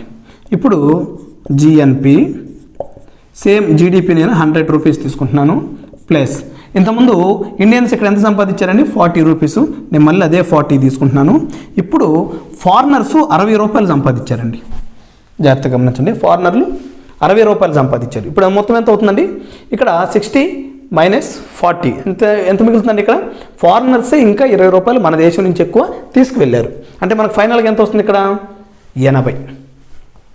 ఎంత వస్తుందండి మనకి 80, జిఎన్పి 80 రూపాయలు వస్తున్నాయి. ఇప్పుడు ఏమవుతుంది దీని కండిషను, జీడిపి ఎంత అండి 100 రూపాయలు, సో లెస్ దాన్ జీడిపి. మనకి ఎగ్జామినర్ ఇక్కడైనా బిట్ అడుగుతాడు, లేదా అది ధనాత్మకమా లేకపోతే రుణాత్మకమా అని అడుగుతాడు. అంటే మనకి జీడిపి కంటే జిఎన్పి తక్కువ వచ్చింది 80 రూపాయలు, జీడిపి 100 రూపాయలు ఉంది, జిఎన్పి 80 రూపాయలు వచ్చింది. అంటే ఇది మనకి రుణాత్మకం. ఎందుకు రుణాత్మకం అంటున్నాము, మన ఇండియన్స్ సంపాదించిందేమో తక్కువ, ఫారెన్ నుంచి మన ఇండియాకి పంపింది తక్కువ, ఫారినర్స్ మన ఇండియాలో ఎక్కువ సంపాదించి అక్కడికి పంపించారండి. ఓకే, సో ఇదే బిట్ మిమ్మల్ని అడగటం జరుగుతుందండి. ఇంకా నెక్స్ట్ ఇంకొక క్వశ్చన్ కూడా అడుగుతాడండి. ఎప్పుడైతే అంటే ఇప్పుడు దీన్ని కూడా మీరు ఎలా తీసుకోవాలంటే ఇక్కడ జాగ్రత్తగా గమనించుకోండి, ప్రతి పాయింట్ ఇక్కడ బిట్ అడగొచ్చు, I greater than F, I less than F, ఇక్కడే బిట్ అడుగుతాడండి. ఇప్పుడు నేను మళ్ళీ తీసుకుంటున్నానండి, ఇది ఫస్ట్ కండిషన్, ఇది సెకండ్ కండిషన్, ఇది థర్డ్ కండిషన్ అండి. జిఎన్పి ఈక్వల్ టు నా జీడిపి 100 రూపీస్, ఇండియన్స్ సంపాదించింది 40 రూపీస్, ఫారినర్స్ తీసుకువెళ్ళింది 40 రూపీస్ అండి. ఇక్కడ రెండు ఏమవుతుందండి క్యాన్సిల్ అవుతుంది. అప్పుడు ఏమవుతుందండి I-F equal to F. Okay, so ఇక్కడ జిఎన్పి ఈక్వల్ టు జీడిపి. ఏ కండిషన్లో అవుతుందండి GNP equal to GDP, I equal to F. Okay, so దీని మీద మనకి బిట్స్ అడిగే అవకాశం ఉందండి. సో ఎకానమీ అనేది మనకు తెలియనంత వరకే అది ఏదో ఉందనుకుంటాం, కానీ ఈ బోర్డు మీద చూస్తే క్యాలిక్యులేషన్ లాగా కనపడుతుంది, కానీ మీరు పర్ఫెక్ట్గా కానీ దీన్ని కానీ ఆలోచిస్తే చాలా ఈజీ అండి. దీనినే వాడు వర్డ్స్లో అడుగుతాడండి.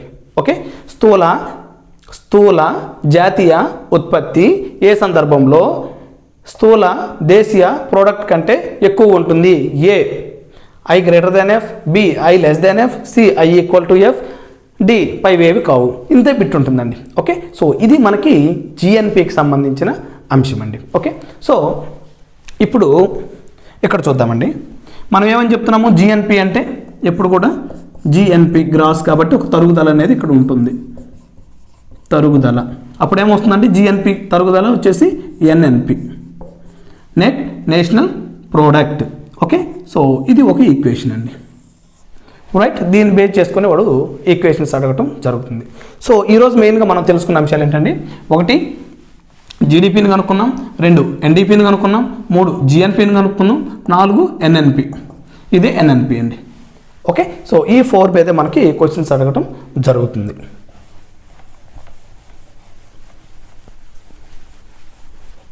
కొంచెం ఆలోచించాలండి ఈ బిట్స్ చేసేటప్పుడు.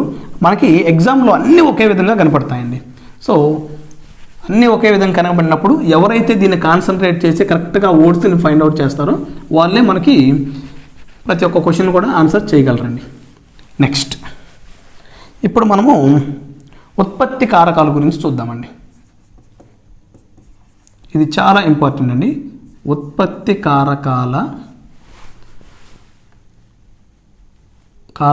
ఉత్పత్తి కారకాలు దీన్ని మనం ఫ్యాక్టర్ కాస్ట్ అంటామండి. ఓకే, ఉత్పత్తి కారకాల దృష్ట్యా ఆదాయం అని కూడా అంటారండి. ఉత్పత్తి కారకాల దృష్ట్యా ఆదాయం, ఫ్యాక్టర్ కాస్ట్.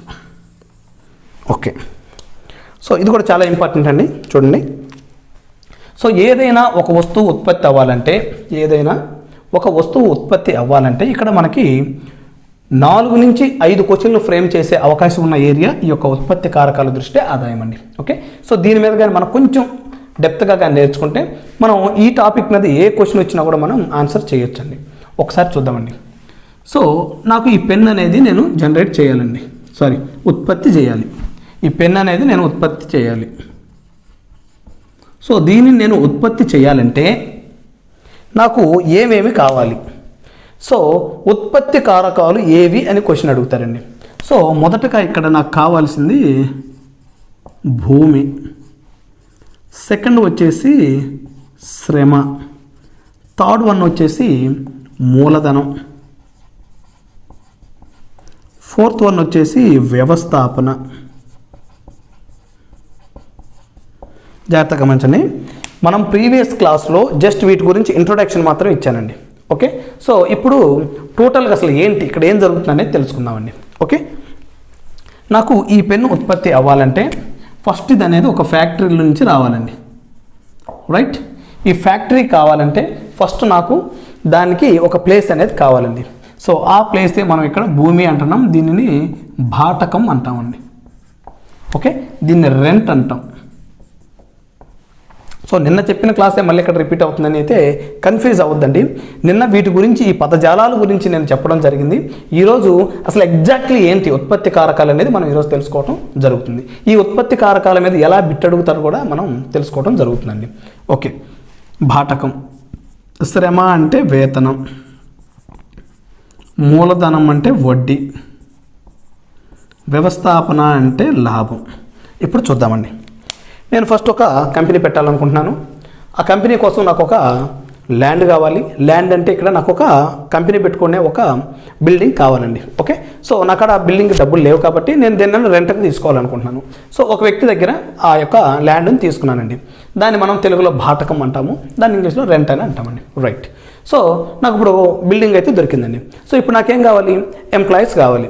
సో ఆ ఎంప్లాయీస్ని తెచ్చుకున్నానండి. ఓకే, సో ఎంప్లాయీస్ వచ్చినప్పుడు ఆ శ్రమ అంటే ఏంటంటే ఇక్కడ నేను దానికి చెల్లింపుగా వేతనం ఇస్తున్నాను. ఓకే, సో వేతనం తెచ్చుకున్నానండి, వేతనం ఇచ్చాను. ఓకే, సో నెక్స్ట్ వచ్చేసి మూలధనం. నాకాడ ఓన్లీ కొంత డబ్బే ఉంది, లేదా అసలు నాకు డబ్బు లేదు, నేను వేరే బ్యాంకుకి వెళ్ళి ఎట్లా అక్కడ తెచ్చుకున్నాను. ఆ బ్యాంకు నుంచి డబ్బు తెచ్చుకొని దానికి నేను వడ్డీ కట్టుకుంటూ నా కంపెనీని రన్ చేసుకుంటున్నానండి. ఫైనల్గా ఈ మూడింటిని యూజ్ చేసుకున్న తర్వాత, భూమి, శ్రమ, మూలధనాన్ని యూజ్ చేసిన తర్వాత నాకు ఆ వస్తువు ఏదైతే ఉందో దాని మీద ఎంతో కొంత నాకు లాభం ఉంటేనే నాకు అది ఉపయోగం ఉంటుందండి. ఓకే, సో నేను ఎంతో కొంత లాభాన్ని అమ్ముకున్నానండి. దాన్ని వ్యవస్థాపన అంటాం. ఓకే, సో ఇప్పుడు చూద్దాము, జాగ్రత్తగా గమనించండి. ఇప్పుడు ఈ 4 నుంచి నాకు ఎంత ఖర్చు అయిందో ఒకసారి చూస్తానండి. ఇక్కడ బాటకం నేను ఒక 100 రూపాయలు పెట్టానండి. ఓకే, సో వేతనం ఒక 600 ఇచ్చాను. తర్వాత దీనికి ఆ బ్యాంకుకి నేను వడ్డీ కట్టేది కూడా నేను కన్సిడర్ చేసుకోవాలండి. నేను ఒక 100 రూపాయలు వడ్డీ కట్టానండి. ఓకే, సో మొత్తం ఎంత అవుతుందండి? 6, 7, 800. నేను ఆ వస్తువు మీద ఒక 200 లాభం వేసుకున్నానండి. ఒక 200 నేను లాభం చూసుకొని నాకు 600, 100, 100 మొత్తం అయిందేమో 800 ఈ వస్తువుకి. రైట్, నాకు లాభం కావాలంటే నేనేం ఫ్రీగా చేయలేను కదా. సో ఆ లాభం ఒక 200 వేసుకున్నాను. మొత్తం నాకు ఇక్కడ ఎంత అయిందండి? 1000 రూపీస్ అయిందండి. రైట్, సో ఈ పెన్ను ఉత్పత్తి అవ్వడానికి ఎంత అవుతుంది? ఈ పెన్ను ఉత్పత్తి అయిందండి ఇప్పుడు. ఓకే, సో ఈ పెన్నుకి ఎంత ఖర్చు అయిందండి? మొత్తం 1000 రూపాయలు అయిందండి. నేనేం చేశానంటే ఈ 1000 రూపాయలకి, సో ఈ పెన్ను 1000 రూపాయలు అంటే నేను క్వశ్చన్స్ అటువంటి వేసుకోకండి అండి. ఓకే, సో దీనిని జస్ట్ ఎగ్జాంపుల్గా తీసుకోండి. ఈ 1000 రూపాయలు ఏదైతే ఉందో నేను ఈ 1000 రూపాయలకి మార్కెట్లోకి తీసుకెళ్తూ ఉన్నానండి. ఓకే, సో నా షాప్లో ఉంచుకుంటే ఇవి రన్ అవ్వండి. ఓకే, నా ఫ్యాక్టరీలో ఉంచుకుంటే నేనేం చేయాలి? దీన్ని మార్కెట్లోకి వదలాలి. అంటే నేను ఈ 1000 రూపాయలు పెట్టి మార్కెట్లోకి వెళ్తూ ఉంటే మధ్యలో గవర్నమెంట్ అడ్డొచ్చిందండి.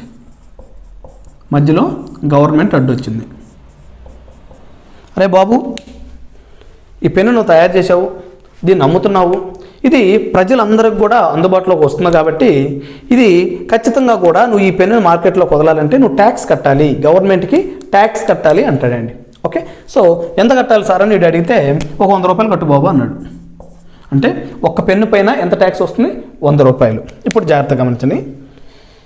ఈ 1000 రూపాయలు అనేది మనం ఇదే వర్డ్స్ యూజ్ చేయాలి, జాగ్రత్తగా గుర్తుంచుకోండి. ఈ 1000 రూపాయలు అనేది ఉత్పత్తి కారకాల దృష్ట్యా, జాగ్రత్తగా గమనించమ్మా, ఉత్పత్తి కారకాల దృష్ట్యా ఆదాయం. చాలా ఇంపార్టెంట్ అండి, ఈ లైన్ గుర్తుంచుకోండి. ఉత్పత్తి కారకాల దృష్ట్యా ఈ 4ని యూజ్ చేసుకొని ఆ వస్తువుకి ఎంత అవుతుందండి? 1000 రూపాయలు. రైట్, ఈ 1000 రూపాయల్లో ఈ 200 నా లాభం అండి. ఓకే, 100 రూపాయలు వడ్డీ, 600 నేను శాలరీస్ ఇచ్చాను, ఈ రెంట్ 100 రూపాయలు కట్టుకున్నాను. అంటే ఖచ్చితంగా కూడా ఈ పెన్ను మార్కెట్లోకి వెళ్ళాలంటే నాకు నా లాభం చూసుకొని 1000 రూపాయలకి నేను ప్రొడ్యూస్ ఇస్తుంటే మధ్యలో గవర్నమెంట్ వచ్చి నువ్వు ట్యాక్స్ కట్టు బాబు అంది. ఓకే, సో జాగ్రత్తగా గమనించు. ఉత్పత్తి కారకాల దృష్ట్యా ఆదాయం ఎంత? 1000 ప్లస్ గవర్నమెంట్ ఇప్పుడు ఏముంటుంది వచ్చి, బాబు నువ్వు 100 రూపాయలు ట్యాక్స్ కట్టింది. దీన్ని ట్యాక్స్ని మనం ఏమంటామంటే ఇక్కడ పరోక్ష పన్ను. వీడు ఏం చేశాడంటే ఈ 100 రూపాయలు వీడు కట్టి, అర్థమవుతుందండి, ఇప్పుడు ఫైనల్గా మార్కెట్లోకి ఎంతకు తీసుకెళ్తాడంటే దీన్ని 1100 రూపాయలకి తీసుకెళ్తాడండి. ఓకే, ఇదే ట్విస్ట్ అనమాట. ఇక్కడ జాగ్రత్తగా గమనించు. మళ్ళీ ఒకసారి రిపీట్ చేస్తాను, గుర్తుంచుకోండి. ఈ 4ని యూజ్ చేసుకొని నాకు ఈ వస్తువును మార్కెట్లోకి తీసుకువెళ్తుంటే నాకు 200 రూపాయల ఆదాయంతో నేను వ్యవస్థాపనలో అంటే లాభంలో 200 చూసుకొని 1000 రూపాయలకి నేను ప్రజలకు ఇద్దామని నేను వెళ్తుంటే మధ్యలో గవర్నమెంట్ అడ్డొచ్చి నువ్వు ఏ ప్రోడక్ట్ అమ్మాలన్నా సరే గవర్నమెంట్కి ట్యాక్స్ కట్టాలని చెప్పేసి 100 రూపాయలు నన్ను అడిగిందండి.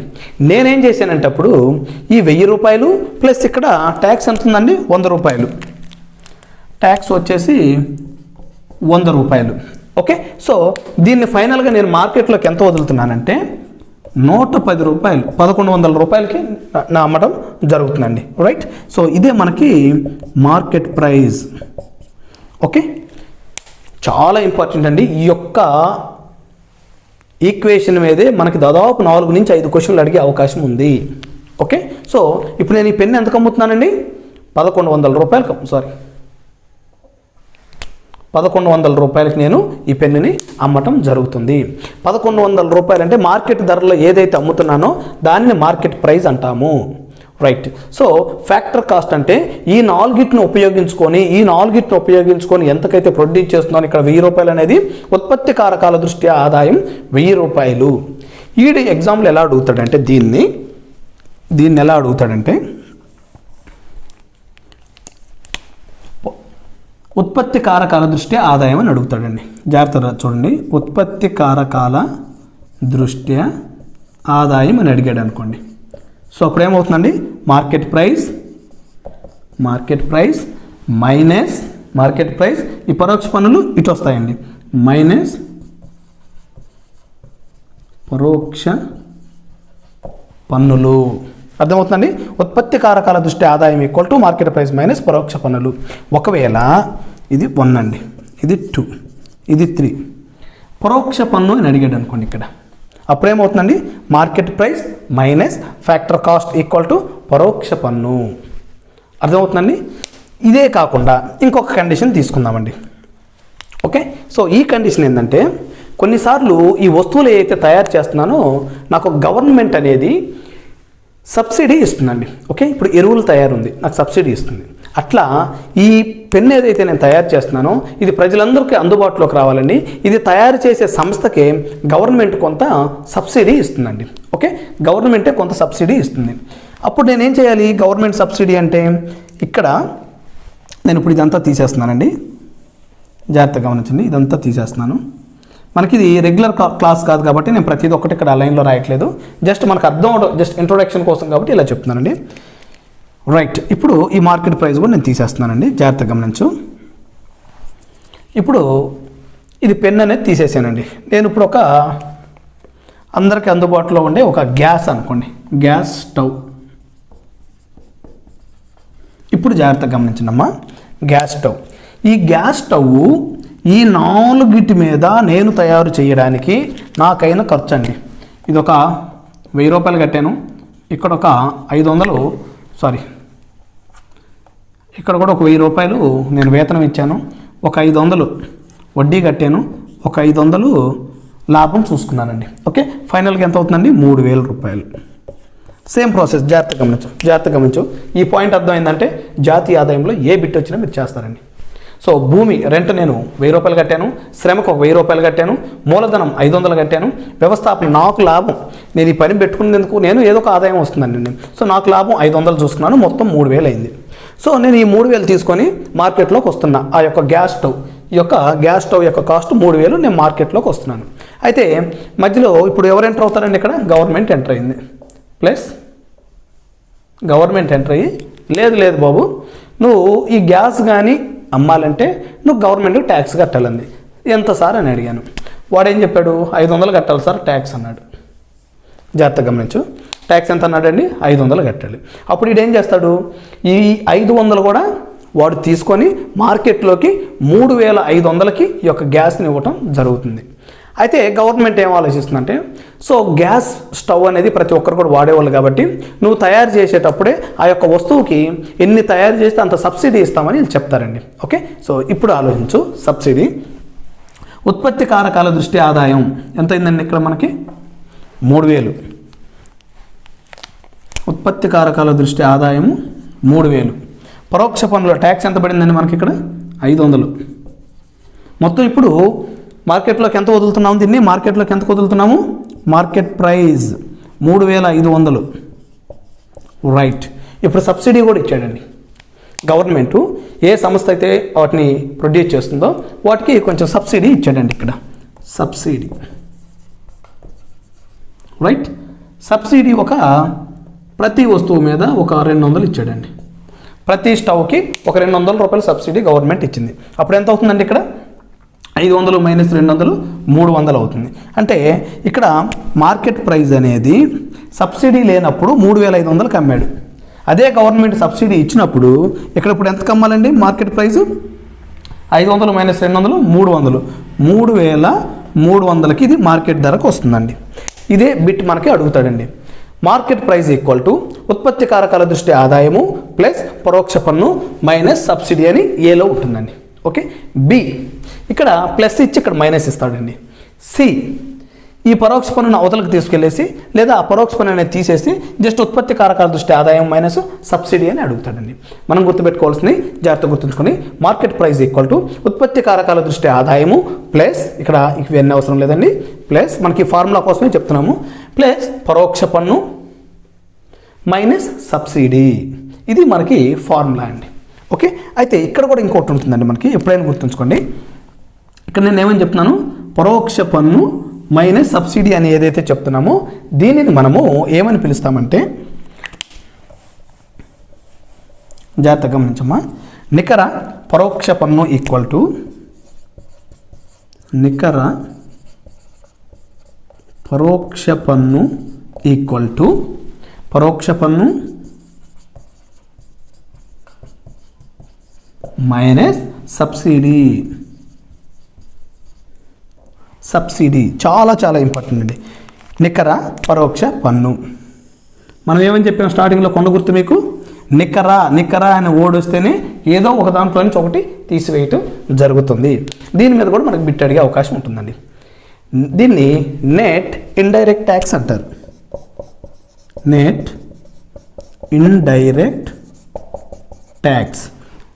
ఇండైరెక్ట్ ట్యాక్స్ ఈక్వల్ టు పరోక్ష పన్ను ఇండైరెక్ట్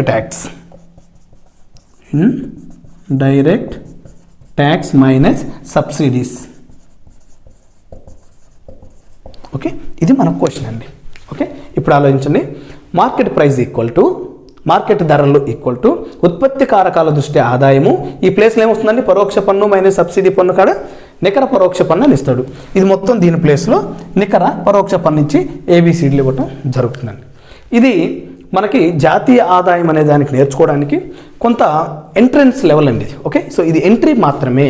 ఓకే, సో ఇంతవరకు కొంత అవగాహన ఉన్నా కూడా మనకి ఎగ్జామినర్ ఎటువంటి బిట్ ఇచ్చినా కూడా మనం చేయడానికి అవకాశం ఉంటుందండి. ఓకే, సో ఇప్పటివరకు ఈ క్లాస్లో మనం ఏదైతే డిస్కస్ చేసామో ఈ అంశాలకు సంబంధించి ఎగ్జామినర్ ప్రీవియస్ వాటిల్లో ఎటువంటి బిట్స్ ఇచ్చారో ఒకసారి చూద్దామండి. సో కొంచెం ఫస్ట్ సారి మీరు ఎటువంటి పెన్ను పేపర్ పెట్టకుండా ఆలోచించండి. కేవలం ఫస్ట్ టైం క్లాస్ మాత్రం వినండి. సెకండ్ టైం ఒక పెన్ను పేపర్ తీసుకొని మీరు క్లియర్గా అబ్జర్వ్ చేస్తూ అసలు నెట్ ఎక్కడ అంటున్నారు, గ్రాస్ ఎక్కడ అంటున్నారు అనేది చూసుకుంటూ ఉంటే మీకు చాలా ఈజీగా ఈ టాపిక్ అనేది వస్తుందండి. ఇప్పుడు మనం కొన్ని ప్రీవియస్ ఎగ్జామ్లో వచ్చినవి చూద్దామండి.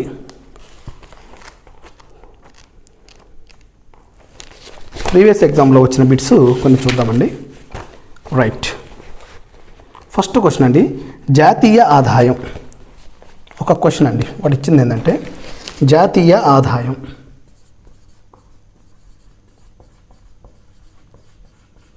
జాతీయ ఆదాయం అంటే ఏంటని ఇచ్చాడండి. ఏ స్థిర భావన, బి ప్రవాహ భావన, సి నిల్వ భావన,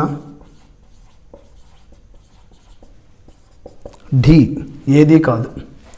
రైట్, ఇప్పుడు చూడండి, ఇక్కడ జాతీయ ఆదాయం అనేది స్థిర భావన అంటే కాన్స్టెంటా, ప్రవాహ భావన అంటే ఫ్లోనా, నిల్వ భావన అంటే స్టాక్.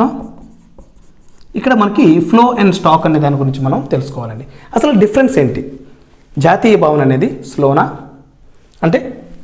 స్టాకా, ఫ్లోనా అంటే గుర్తుంచుకోండి మా, స్టాక్ అంటే ఇక్కడ నిల్వ, ఒక చిన్న ఎగ్జాంపుల్ కానీ మనం చూసుకుంటే, నేను ఈ రోజుకి జాగ్రత్తగా గమనించు, ఈ రోజుకి నా సంవత్సరం మొత్తం మీద నేను ఎంతో కొంత సంపాదించుకొని ఒక అమౌంట్ చెప్తున్నానండి. నా చేతిలో ఒక 1000 రూపాయలు ఉన్నాయి. ఈరోజు డేట్ ఏదైతే ఉందో ఎంత అండి? డేటు 11/1/2022. ఓకే, సో 11వ తేదీకి నా చేతిలో ఇప్పటివరకు నేను ఎప్పటి నుంచి అయినా సంపాదించుకోండి, నా చేతిలో ఉన్న ఆదాయము 1000 రూపాయలండి. ఓకే, అంటే ఇది నా యొక్క స్టాక్, ఇది నిల్వ. రైట్, స్టాక్ ఈ రోజుకి ఒక పర్టికులర్ డేట్ చెప్పి ఆ డేట్లో నేను ఫైనల్గా ఎగ్జాక్ట్లీ చెప్పగలను నా చేతిలో ఇదిగో ఇంత ఉంది, 1000 రూపాయలు ఉన్నాయి. దాన్ని నిల్వ భావన అంటామండి. నెక్స్ట్ ఇక్కడ ఫ్లో అంటే నేనేమంటున్నానంటే 2021 నుంచి 2022 టైంలో నా దగ్గర ఎంత డబ్బు ఉందని అడిగారు అనుకోండి, నేను ఎగ్జాక్ట్లీ కౌంట్ చేయలేనండి. ఓకే, సో మధ్యలో యాడ్ అవుతుంటే పోతుంటే అంటే ఇది ఒక ఫ్లో అండి, ఒక నిర్దిష్ట టైంలో. అంటే ఇది ప్రవాహం. ఇప్పుడు ఇక్కడ 2021, 22 టైంలో నా దగ్గర డబ్బు ఎంత ఉంటుందో తెలియదు నాకు. నెక్స్ట్ 2022, 2023కి వచ్చేళ్ళకి ఇక్కడ సపోజ్ 1500 ఉన్నాయండి. ఇది నాకు ఇక్కడ 2000 అవ్వచ్చు, లేదా 1000 రూపాయలు కూడా అవ్వచ్చండి, నాకు తెలియదు ఎగ్జాక్ట్లీ. ఓకే, సో అంటే ఇక్కడ ఏంది, ప్రవాహం ఒక సంవత్సరానికి మధ్య ప్రవాహం అనేది చేంజ్ అవుతూ ఉందండి. సో ఇక్కడ జాతీయ ఆదాయం అనేది ప్రవాహ భావన. ఇంకా మనకు అర్థం కావాలంటే, ఒకవేళ ఈ ఎగ్జాంపుల్ కాకపోతే మనము ఇంకొక ఎగ్జాంపుల్ తీసుకుందామండి. ఇప్పుడు మనకి జనాభా లెక్క ఉంది కదండి, జనాభా లెక్కలు కూడా అవసరం లేదు. ఇప్పుడు మా ఊర్లో, మా గ్రామంలో ఈ రోజుకి 1500 ఇల్లులు ఉన్నాయండి. ఈ రోజుకి మా గ్రామంలో 1500 ఇల్లులు ఉన్నాయి. అంటే నేను ఎగ్జాక్ట్లీ కౌంట్ చేసి చెప్పగలనండి, రైట్.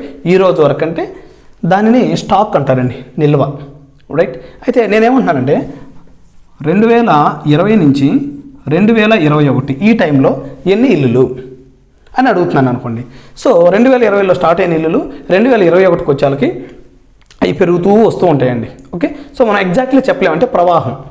అదే ఇక్కడ మనకి జాతీయ ఆదాయం అంటే ప్రవాహ భావన, రైట్. ఇంకో క్వశ్చన్ చూద్దామండి. ప్రతి ఒక్క క్వశ్చన్ కూడా మీరు చేసే విధంగానే మనకుంటుందండి. జాతీయ ఆదాయం ఈ పద్ధతిలో లెక్కిస్తారు, రైట్. జాతీయ ఆదాయం ఈ పద్ధతులలో లెక్కిస్తారు, ఈ పద్ధతులలో లెక్కిస్తారు, రైట్. ఇప్పుడు చూడండి, ఇప్పుడు ఏ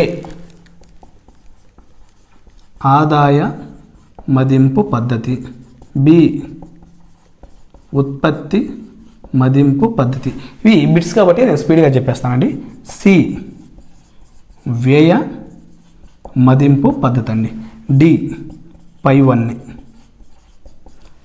దీనికి ఆన్సర్ వచ్చేసి పై 1 అండి. ఓకే, సో ఏంటి సార్ ఇన్ని రకాలుగా లెక్కిస్తారంటే ఒకసారి చూడండి.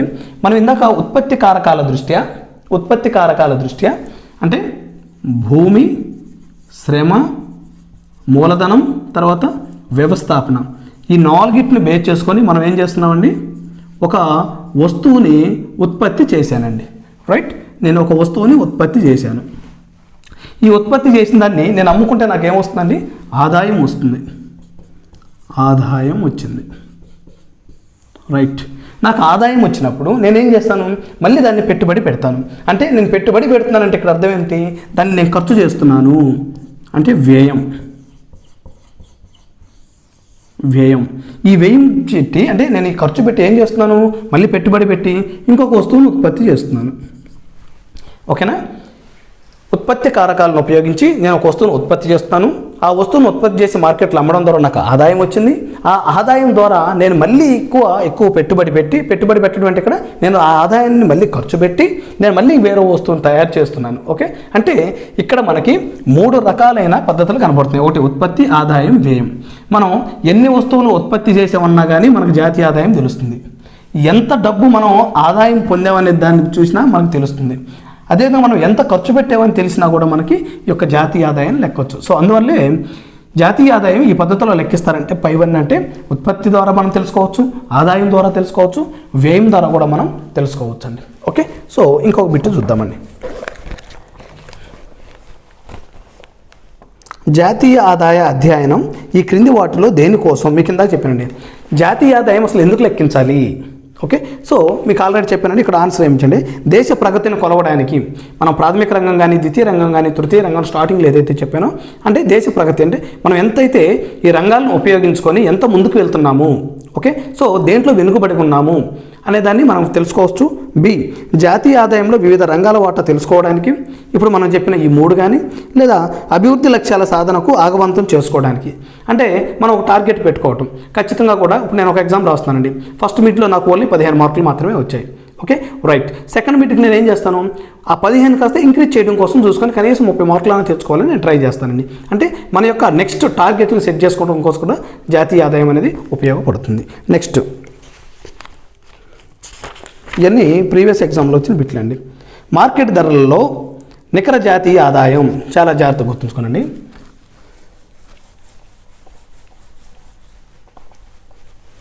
మార్కెట్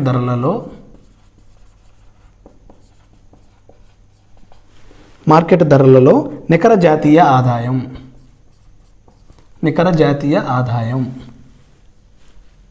ఎంత అని అడుగుతున్నాడండి.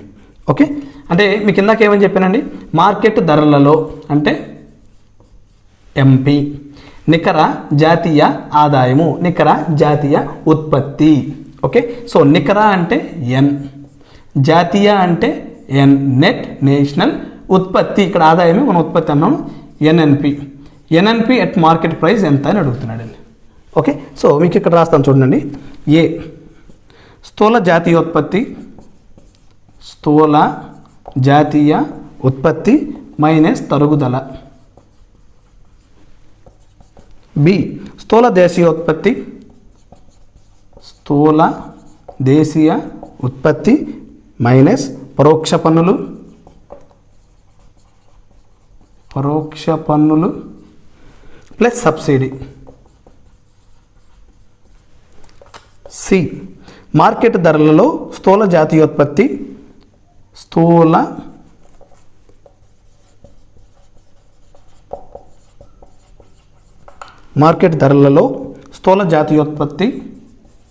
స్థూల జాతీయ ఉత్పత్తి మైనస్ తరుగుదల. ఇది ప్రీవియస్ టైం వచ్చిన బిట్ అండి ఇది. నెక్స్ట్ మార్కెట్ ధరలలో నికర దేశీయ ఉత్పత్తి మైనస్ విదేశీ ఆదాయం. ఓకే,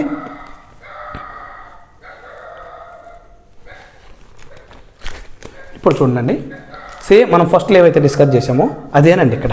ఓకే, సో మార్కెట్ ధరల్లో నికర జాతీయ ఆదాయం అని అంటున్నామండి.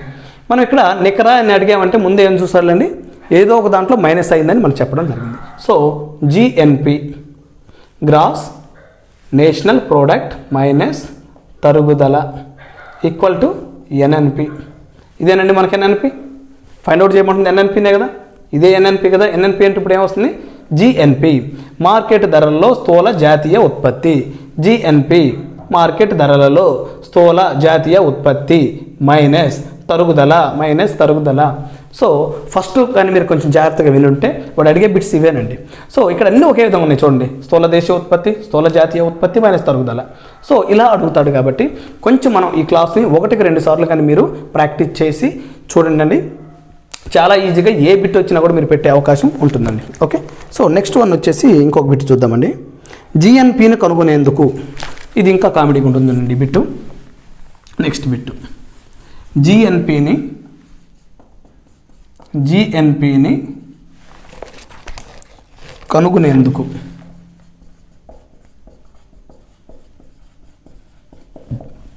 ఇవన్నీ మీకు ఎస్ఐ కానీ, జేఎల్ కానీ, డిఎల్ కానీ, డిఎస్సి కానీ, టెట్ కానీ ప్రతి వాటిలో ఇచ్చిన బిట్నే మీకు ఇక్కడ నేను చెప్పడం జరుగుతుందండి. జిఎన్పిని కనుగొనేందుకు ఏ తరుగుదల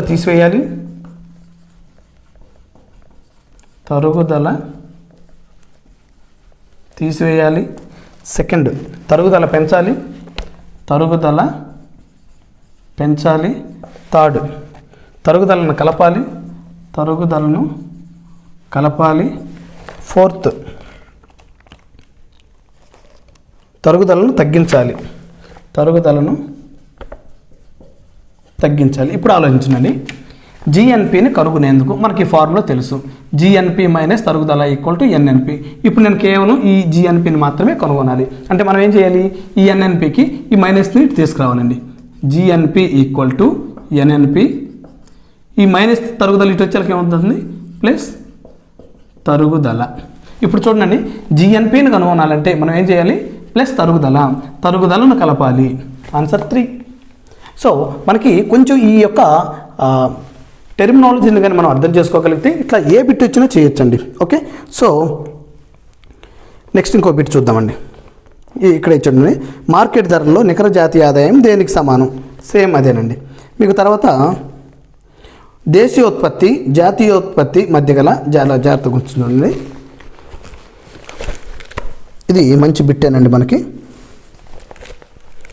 ఇక్కడ రాస్తున్నాం చూడండి క్వశ్చను,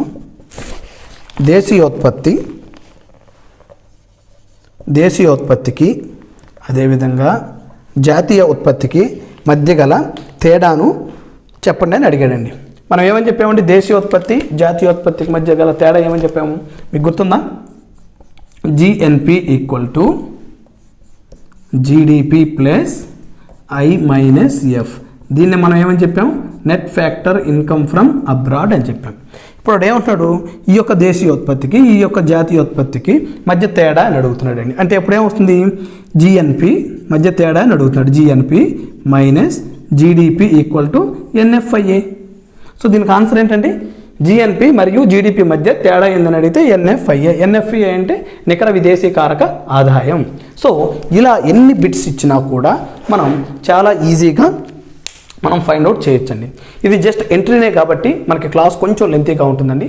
తర్వాత స్పీడ్గా వెళ్ళొచ్చు ఈ యొక్క ప్రతి ఒక్క అంశం కానీ మనకి అవకాశం ఉంటాయి. ఓకే, సో ఎవరైనా సరే గ్రూప్ 4కు సంబంధించి ఈ యొక్క జూనియర్ అసిస్టెంట్ కంప్యూటర్ అసిస్టెంట్ జాబులు కానీ సాధించాలనుకుంటే మనకి ఎంహెచ్ఆర్ ఎడ్యుకేషనల్ అకాడమీ నుంచి మంచిగా క్లాసులు అందించడం జరుగుతుందండి. ఇది కేవలం కూడా ఆఫ్లైన్లో మాత్రమే ఇవ్వడం జరుగుతుంది. ఎవరైనా ఉంటే ఈ యొక్క స్క్రీన్ మీద కనిపించే ఆ కాంటాక్ట్ నెంబర్ని కాంటాక్ట్ అవ్వండి. ఓకే.